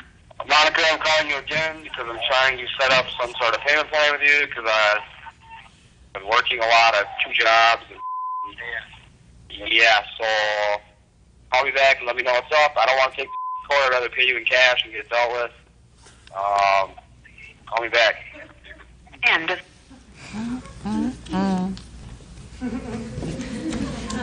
Judgment for the plaintiff in the amount of $967.53. That is for the repair on the car, damage to the vehicle. If I could add another couple of thousand to that for just being 2 wise guys, I would. You're an embarrassment, and you're an embarrassment to yourself and your parents. That's all. What is that excuse? You may step out. Wow. They were drunk. I mean, drunk girls is what it was, man. It's how they were. He called us and said he had liquor for us at his house. I never thought it would come to this, but whatever. I can't believe he lied. I'm an embarrassment. I thought he was a friend, but I really know who my true friends are. 86 for life, meaning they're not allowed to ever step foot anywhere near my house again. I'm so glad he won't let us back at his house because I would never step foot there again. And now the next case. All parties in the matter of Rivera versus Sipe. Step forward, please. 22-year-old Crystal Rivera is suing her ex-boyfriend, Robert Sipe, for a loan to travel to Florida. Robert says he wanted to help with the hurricane relief. Miss Rivera, you're a student? Yes, ma'am. How old Actually, are you? I just graduated. You just graduated Yes. from college? Yes. How old are you? 22. Mr. Sipe, what about you? I'm a salesman. How did you meet him? I actually met him on my 21st birthday party. Somebody brought him? Yes. And according to you, you started to date Mr. Sipe Yes, ma'am. and loaned him $1,250. At some point, he did pay you back $400, leaving a balance of $850. Mr. Sipe says, while he acknowledges that you gave him $1,250, he says that's exactly what it was. It was a gift, and he only gave you $400 because he wanted to help you out, right? Correct. Well, since we're getting rid of the issue of whether or not the money was passed from Miss Rivera's hands to yours, why don't you tell me, Mr. Sipe, when did you take this money from Miss Rivera? A couple weeks before I was leaving for Florida. When was that? I don't know when you were leaving for Florida, sir. It wasn't on my social calendar. I understand that. I completely understand that. In August, early September. What's the matter? That too nasty for you? No. That was delightful. Go ahead. Yeah, she offered me, well, she claimed that she offered me $850. Listen to me, sir. Yes, ma'am. Where do you live? In Arkansas. And what were you going to Florida for? To clean up the hurricanes, relief. You were going to volunteer? No, I had a contractor. I was trying to get down there. So you had a job there? Yes, ma'am. Okay. Well, in the process. And what did you need money for? Travel expenses, hotel expenses, food expenses, etc. Well, I thought you had a job. At that point, no, I didn't. Well, neither did she. She was a student. That was a gift that she gave me. I don't know her business. How long did you know her before you asked her for this money? Maybe a week. Shh, shh, shh. She offered it to me. What did you tell her to inspire her to offer you this money, Mr. Sipe? I was just telling her my story that I needed to get down there, and she offered it to me. I wasn't inspiring her, nothing. You must have been inspirational. I don't know what it was. She offered it to me, and I said thank you. Well, Mr. Sipe, let me suggest this to you, sir. You are almost 10 years her senior. She's a student. You're an adult. You're supposed to be employed. You take money from a student who has no money, because according to her, this was money that her parents had given her for books. She went and sold her books in order to give you this money because you had to get. I'm speaking. Listen to me. I'm speaking. When my mouth moves, yours doesn't. Yes, ma'am.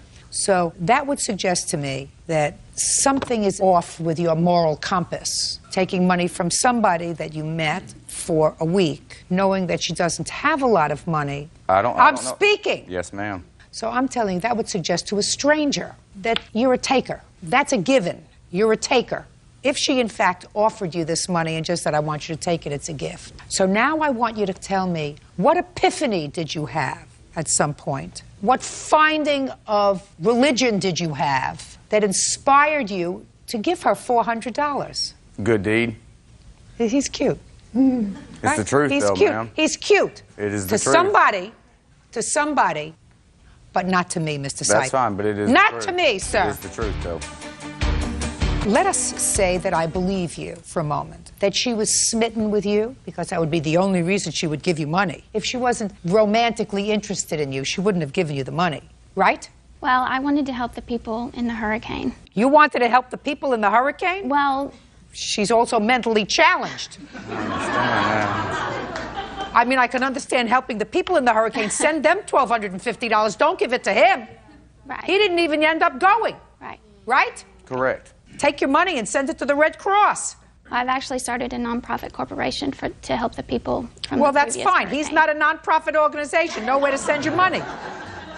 In what month did you give her $400? I would say in October, November. Had she called you and asked you for the money? No, ma'am. I just offered it to her. A good deed.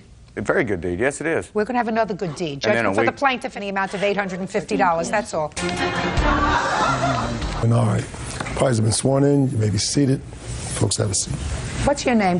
Rianne Curry. Rianne? Yes. You already pled guilty in this assault, is that right? Yes. Did you think you were coming to a dance today or something? No. Miss Powell, according to your complaint, this young lady assaulted you. And according to your complaint, she pled guilty to the assault, which she clearly says she did. But you said you claim that she was assisted in that assault by this young lady. That's correct. Who held you down, held your hair, and you, while she assaulted you. That's right. What's your first name? Liz. What? Liz. Why did your friend assault her? It was over an ex-boyfriend. What's the ex-boyfriend's name? Greg. How long ago was Rianne with Greg? About a year ago. Was Miss Powell ever with Greg? I don't think she was. I think she just had slept with him. Is that what she was annoyed at? Yeah. So Rianne was angry because she thought right or wrong, that Miss Powell had been involved with her ex-boyfriend. Well, her ex-boyfriend had told her that he had slept with her. During the time that they were still together? Yes. Could you do me, you're her mother? I sure am. Good. Why don't you sit down? Because you're just here because you have the deep pockets. Step up here, Rianne. Now, when Greg told you about this assignation, did you beat him up? No. Did you punch him in the face? No. Did you kick him in the groin? No. Why not? Did you think that Miss Powell held him down? No. So why did you get angry with her? Because we were acquaintances at the time, and... So you think that because you were an acquaintance of Miss Powell, she owed you more loyalty than the boyfriend that you had with whom you were sleeping? No, but... I'm just trying to get the rationale. You got a boyfriend with whom you are intimate. And how long had Greg been your boyfriend? A few months. And you are crazy about him, right? Not totally. Well, I assume that if you were intimate with him, that you had some feelings for him. Is that right? Yes. And your boyfriend, with whom you have been intimate, says to you, when you weren't around, I slept with Miss Powell. Yeah, you start to cry, right? You got upset? A little bit. Did you yell at him? Yes. What did you say? Many things. It was a year ago.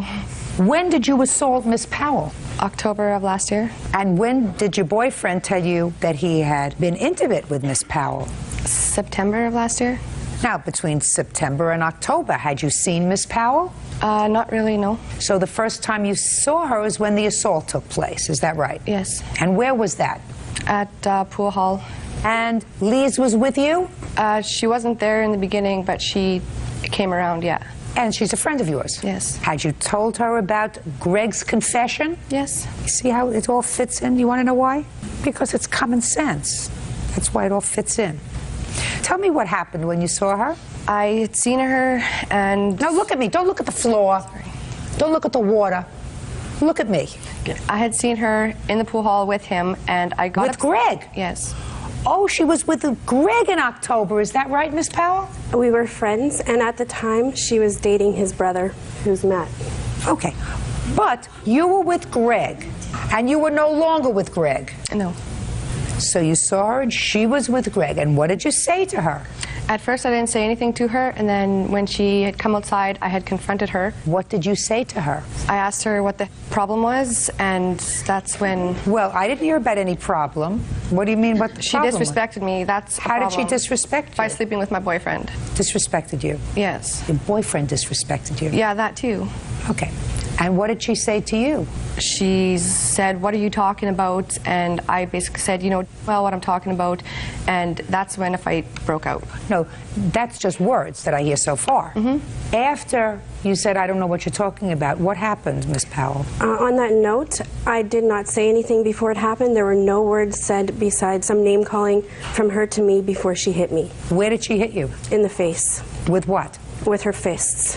And where was Lise at the time? Lise was standing behind her, maybe about 5 feet behind her. No. Anybody else with them?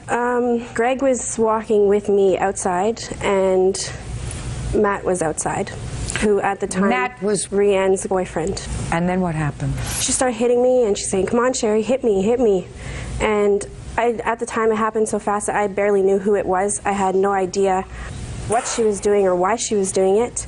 And she went savage.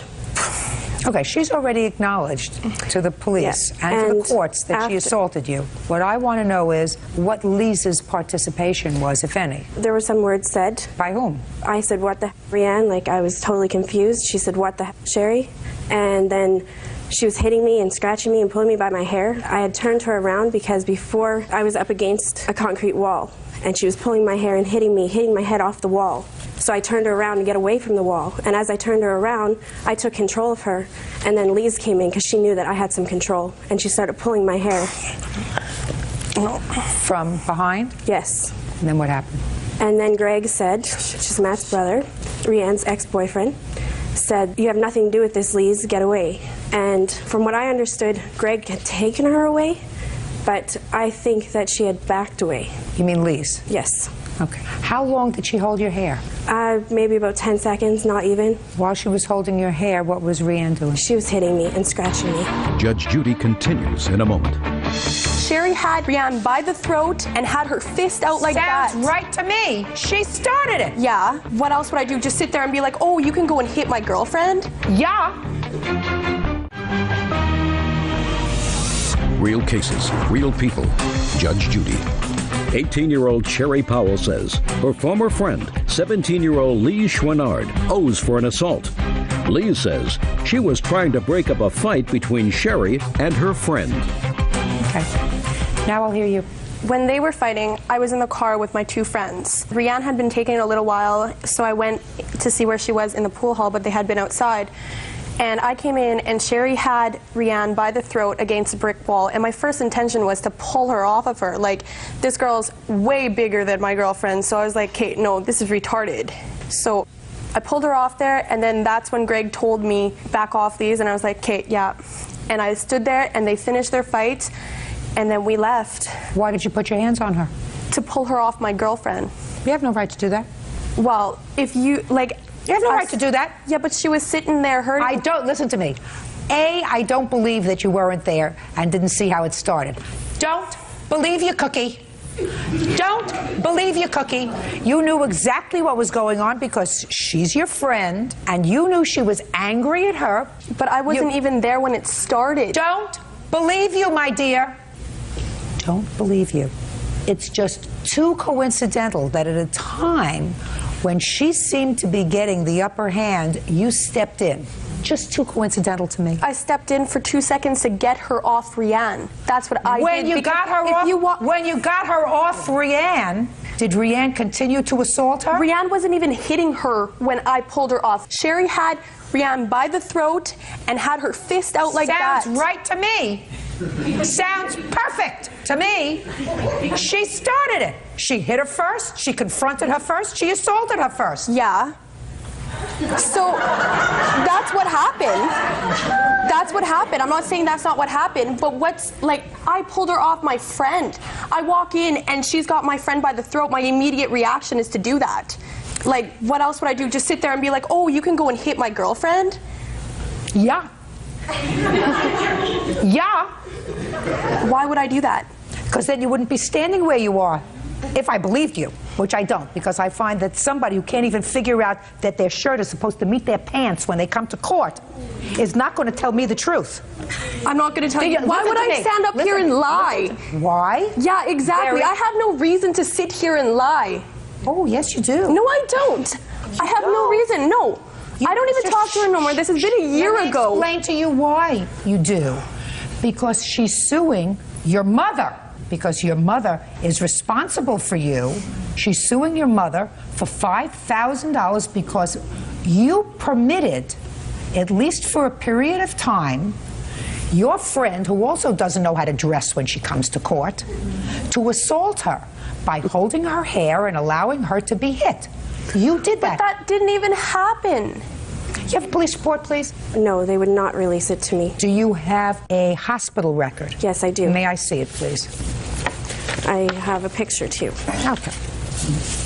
I have a police statement. Would you also like to see that? Mm-hmm. And I have an apology letter from Rianne. Do you have a separate lawsuit against Rianne? I haven't sued her. I do intend on suing her in higher courts. So far, she had just pleaded guilty in Canada for assault on October 8th this year. Okay. Step up, please. What's your name? Matt Duke. You were there that evening in October, sir? Yeah. Tell me what you observed with regard to this young lady holding the plaintiff. She was in the car when Rianne was starting all this stuff, and then when she came out, she didn't know what was going on. I just seen her run past and try to go and help out her friend like anybody else would. And my brother pulled her off before she could get involved, so it wouldn't be a 2-on-1 or anything like that. And in the meanwhile, I told Rianne, that's enough. No more fighting. That's when the fight stopped. Sit down, genius.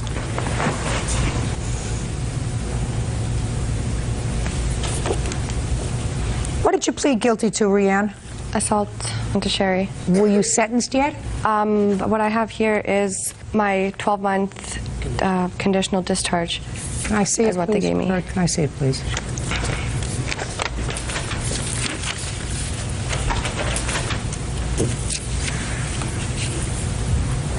She wrote you a letter of apology because she was directed by the court to do it. She wasn't directed. No, I offered. Who just said that to me? Which one of you two geniuses said I wasn't directed, she offered it? Who said that? I did. Okay. This assault happened in October of 2003, is that right? Yes. If your friend was truly sorry for what she had done, the letter of apology would have come not a year later, but the next week.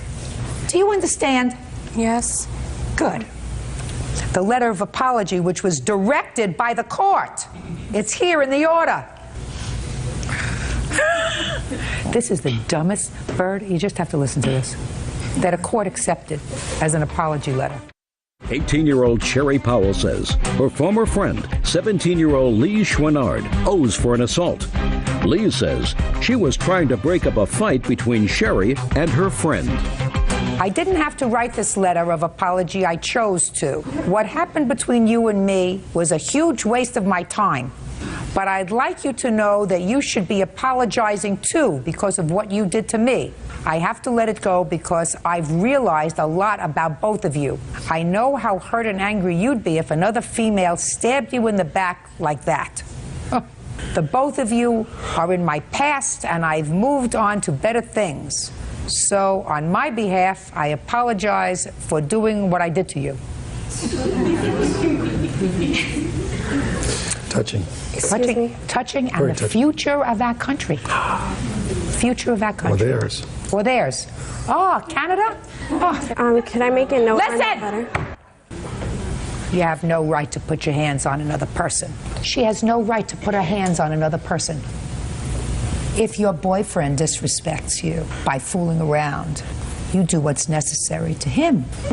You can move out of the apartment, kick him out of the apartment, you can break off all contact, you can yell and scream, but as long as there is no allegation that someone held him down and forced him to submission, No.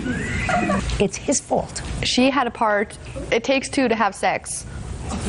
Like, she's not your boyfriend. No, she's not. She's not your boyfriend. She wasn't even your friend.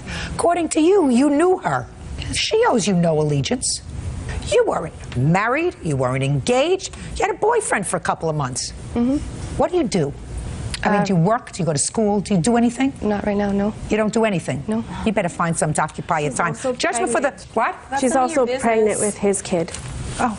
How has nothing to fortunate, do with how this, fortunate Sherry, for the so why people bring of that up? Canada. Judgment for the plaintiff in the amount of $2,500. That's all. Parties are excused. You may step out. Sherry's a fat cow who shouldn't even be getting anything. She took her frustrations out on me. She was attacking my friend, and she's 10 times the size of my friend. I had taken control because I knew that this girl was crazy. I got over-tempered. Yeah, that's kind of crazy. She's mentally freaking touched in the head. And now the next case. All parties in the matter of Garrett versus Cook. Step forward, please. Hotel clerk Alan Garrett is suing the mother of his child, 27-year-old student Candace Cook, for the unpaid balance on a Toyota Supra. Candace says shortly after taking ownership, the engine died. Mr. Garrett, the defendant is your former girlfriend and you have a child together. Is that right? Yes, ma'am. Well, we weren't boyfriend and girlfriend, but we had a relationship, yes. Well, you weren't her math teacher, right? No, ma'am. You weren't her plumber, right? No, ma'am. In a classic sense. You had a relationship. She was a girlfriend or something. Yes, ma'am. You had a child together. Yes, ma'am. You have custody of that child. Yes, ma'am. And you've always had custody of that child. Yes, ma'am. How old is the child? A year and a half. Boy or a girl? Boy. According to your complaint, you sold Miss Cook a car. Correct. Back in March. It was an old car, a car that you were not using. You sold her the car for $600. Correct. And she acknowledges that that's what happened, correct? Yes, he gave me a car. Well, No, I mean, no, it was, he didn't give it to me, but it was agreed to pay for it eventually. You don't have any other children, do you? I have an older child, yes. Where is that child? With my mother. How old is that child? 9. What do you do? I'm a student at this time. I'm just now getting back to school and trying to get things together. Where are you a student? I'm at the Richland Community College. Anyway, in March you sold her the car for how much, sir? $600. And according to what I read in your complaint, you did that because she wasn't visiting your son regularly and you really wanted her to be able to visit him. Correct. She had the car from March, is that right? Until September, is that right? Yes, around that I mean, time. are you together? Is there something wrong? We're not. No, I'm just. He didn't said it wasn't for visit. It was because he said he wanted me to get a job and everything else. Job would be nice here. And so, you know, Job would be nice. What do you do? You have 2 children. Somebody else takes care of both of your children. You should be working. Who is this? This is my roommate. This is your roommate. Do you work? Yes, I do. Good. What kind of a job do you have? I'm a computer technician. What are your hours of work? It's usually afternoon 1 to 10 p.m. That's a full day. Do you have, I'm speaking, do you have children? No, I do not. So you support yourself? Yes. That's what people do when they have themselves to take care of, or in your roommate's case, when she has 2 children that are being supported by other people. They get a job. Now you can sit down. Perfect.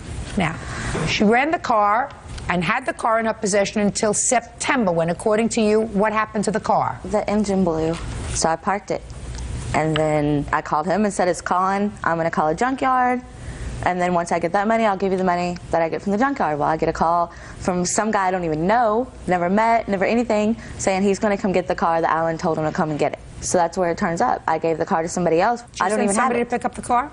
A friend of mine that I had originally got the car from expressed interest in it. I told him the story about what had happened to it. For whatever reason, he was interested in the car. I said, well, if you want to talk to her about it, I'll give you her phone number. And I passed that information along so he could call her. But he didn't give you the car. Did he give you any money for the car? No, ma'am. No. So you're at your $600, is that right? Yes, ma'am. Good, good. Judgment for the plaintiff. On the calendar, in the matter of Starnes versus Chinook. Parties have been sworn in, Judge. You may be seated. Ma'am, have a seat, please.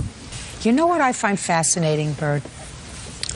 I find it fascinating that people come here and they look as if butter could melt in their mouths. They're so sweet. I come outside and I look at this 2 little innocent faces, you know, they look like they belong on a postage stamp. And then you hear what they had to say about each other and what they did, and it's, you know, it's like everybody has 2 personalities. Fortunately, I get the nice personality, right? It is your claim, Mr. Starnes, that the defendant, who used to be your girlfriend, falsely accused you of hitting her with your truck. As a result of that, you had to spend money for lawyers, you had all kinds of aggravation. Did you spend any time in jail? 7 days. 7 days in jail. And you want her to compensate you for that. Ms. Chinook says that you did, in fact, have a hissy fit, maybe because she threw her shoes at your truck, which she did because she was angry. And she doesn't really remember the whole incident, but she does remember after she threw the slippers at your truck, she remembers seeing your taillights, and the next thing she knew, she woke up in the hospital. You say, I didn't do any of that. I don't know how she got there. Some other truck must have dropped out of the night sky and hit her. Right? Yes, ma'am. Mm-hmm. When did you and the defendant stop being boyfriend and girlfriend? 7/12/03. Interesting that you remember the date. And you've, since that time, had some problem because she wants her CDs back. Yes. CDs that you either purchased together or you kept. So there's been an ongoing problem over these CDs. Is that right, Ms. Chinook? Yes, ma'am. What was the date of this alleged hit and run? 7/14, 7/15. What took you so long to come to court? The plaintiff, Keenan Starnes. We had a court date scheduled. Because the criminal case was pending, is that Yes. right? Okay, so you had to wait for the criminal case to be over before you came to court. Yes, ma'am. Because you have a counterclaim for your medical bills. Yes, ma'am.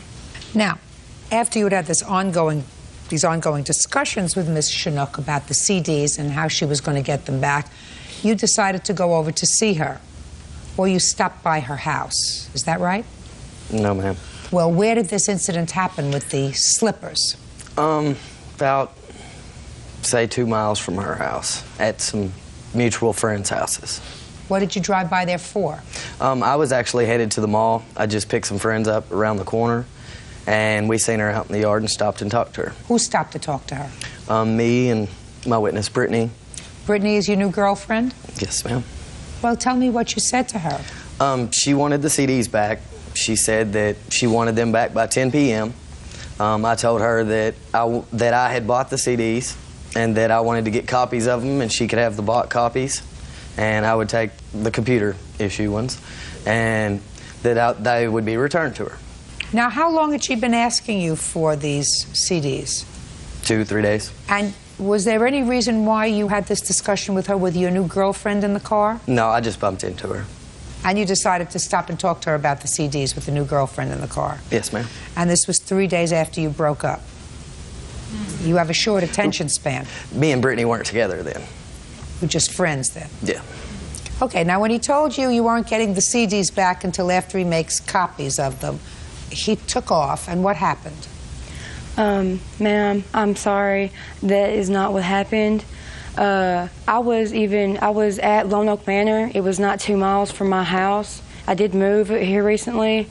I was over at Lone Oak Manor staying with a friend. They drove through once, beeping their horn and flipping off the apartment that I was in. Then when they came back through, they actually left and came back again. And, good Lord. So you went out? I went outside the second time that was they silly. came through. That was silly, Miss Schnook. What'd you go outside for if he's behaving like a jerk?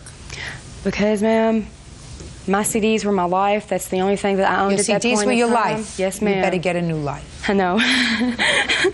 You better get another life. If your CDs are your life, your children are your life, your family is your life, sometimes a profession is your life. Some men say golf is their life.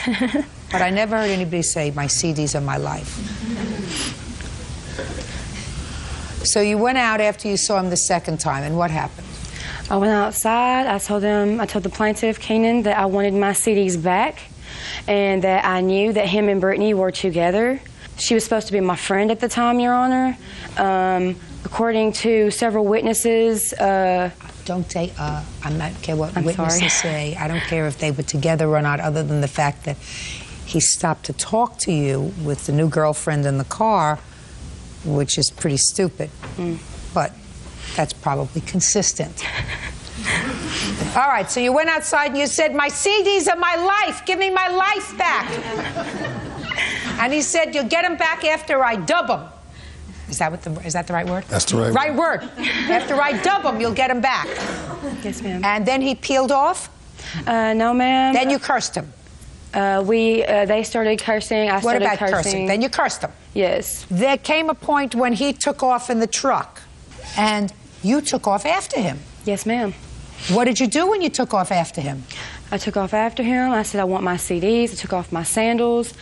I did throw them at him. I was upset. Did they hit the car? Yes. One of them actually flew inside the car window and hit a 16-month-old little boy in the head. I did not know he was in the back seat. Who's 16-month-old little boy? Megan. What was the baby doing in the car? They were going with us to the mall. And then what happened? He put the car into reverse. We got into a conflict again in the middle of the road. What kind of conflict? You can't say you got into a conflict. So far, we were I'm hearing arguing. all kinds of stupidity.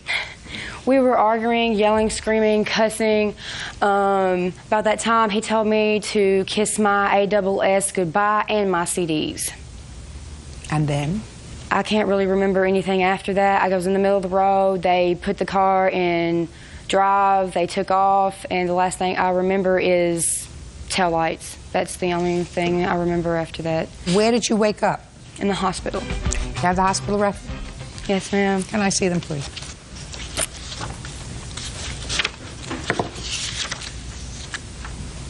Just all of them. All right, Mr. Starnes, you want to tell me your version of the events, sir? Yes, ma'am. Me and the plaintiff dated for 3 to 4 months. Listen to me. I don't care. We split up. I know that. Okay. Get to the 15th of July. That's all I care about. I don't care about, other than the fact that the new girlfriend is interesting because it shows your poor judgment in having a discussion with the old girlfriend after 3 days with the new girlfriend in the car. Sounds pretty dumb to me. Other than that, I'm really not interested in your social life, sir. I'm more concerned with my own social life. So let's move on to 7:15:03. She threw her slipper at the car. We were there having our altercation in the parking lot. She threw her slipper at the car. the slipper in the car. I drove away. And that's your story. And you're sticking to it, right? Yes, ma'am. Good. You have a certificate of disposition on your criminal case? Yes, ma'am. I'd like to see it.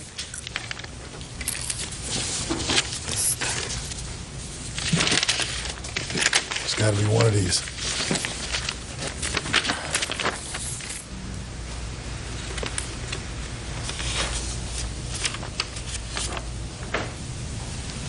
So the case was dismissed, sir, because she did not remember anything that happened. Is that right? Yes, ma'am. She refused to testify.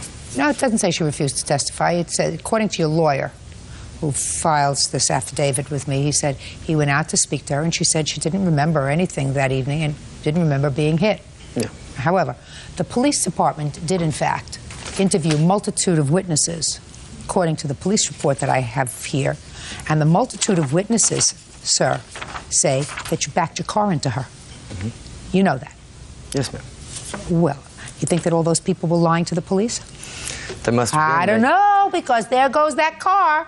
They That didn't car go to that just court, popped out of the sky, along with all the other aliens. Huh? They did not show up in court, so I don't know. Well, what- maybe the police didn't take this case seriously enough. You know you could have killed her. Yes, ma'am. You're lucky. If you would have killed her, they wouldn't have let it drop so fast. You know that, don't you? Yes, ma'am. Good. There isn't a question in my mind, Mr. Starnes, that you hit the defendant with your car. And being that is the case, sir, you are not entitled to your counsel fees back, your aggravation back, or anything else. You hit her with your car and you left her laying in the road. So your claim is dismissed. But on her counterclaim, I am awarding her $1,500 for her medical bills. Thank you. Parties are excused. You may step out. Really, this is over somebody not getting their way, and they wanted to show out. I had no right taking my sandals off and throwing them at his car. That's 2 court appearances I feel like I've been ripped off on, but... Brittany Robbins pretended to be my friend the whole time, and the whole time she was out to get my old man. I wasn't out to get her boyfriend. We ended up together, and that's the way it was. Both of us have anger problems, and that's probably had something to do with it. She just couldn't keep her mouth shut, and that's the way it goes. And now the next case. All parties in the matter of Collins versus Batting. Step forward, please. Nurse Tammy Collins is suing fellow motorist, 25-year-old technician Chris Batting, for throwing a bottle at her car. Tammy says Chris was annoyed at the rate of speed she was driving. Miss Collins, on what date did this incident happen with your car? This incident happened on May 15th of 2004. And on what road were you traveling? I was traveling northbound on Highway 67 on my way to work. Highway 67 is in what state? It is in the state of Missouri. According to what I read in your complaint, you got into some sort of a situation with a truck. Yes, ma'am. And you weren't moving fast enough. You were in the left lane. Try to get over to the right lane. You couldn't. Anyway, this truck became exasperated with the way you were driving, culminating in the fact that the person who was driving in that truck threw a bottle, a beer bottle, or some sort of bottle, out the window of the truck. It hit your car, causing damage. Yes, ma'am. And it is your claim that Mr. Batting was the person who tossed the bottle out of the car, causing the damage to your car. Mr. Batting was stopped some distance away from where this incident happened as a result of you placing a call to the police. Yes, ma'am. What did the truck look like? It was a white and gray Ford F-150. White and gray? Yes, ma'am. Was it new or old? It was in a 90s model. The distinguishing factor of that truck was that there was a large dog in the back end of it. Do you remember what the dog looked like? It was a Rottweiler. Now, it is your position, Mr. Batting, that you had nothing to do with this incident? Absolutely not. Judge Judy continues in a moment. What are you doing driving around in your truck with a dog in the back bed of the car? Oh, it's not an answer. She likes to ride in the back of the truck. When did she tell you that? Real cases, real people. Judge Judy. Tammy Collins says fellow motorist Chris Batting threw a bottle at her car while they were driving on the freeway. Chris says she's got the wrong guy. How long, Mr. Batting, have you lived in the state of Missouri? All my life. Now, what county do you live in? St. Louis County. What county do you live in? St. Francis County. Where were you, in St. Louis or St. Francis County when this incident happened? We were actually in Jefferson County, which is the county in between the two. And where was your truck pulled over, sir? Jefferson's? Jefferson County on Highway 55. Okay. Let's say that between those 3 counties, there are, say, 1 million people. That be a fair statement? That's fair.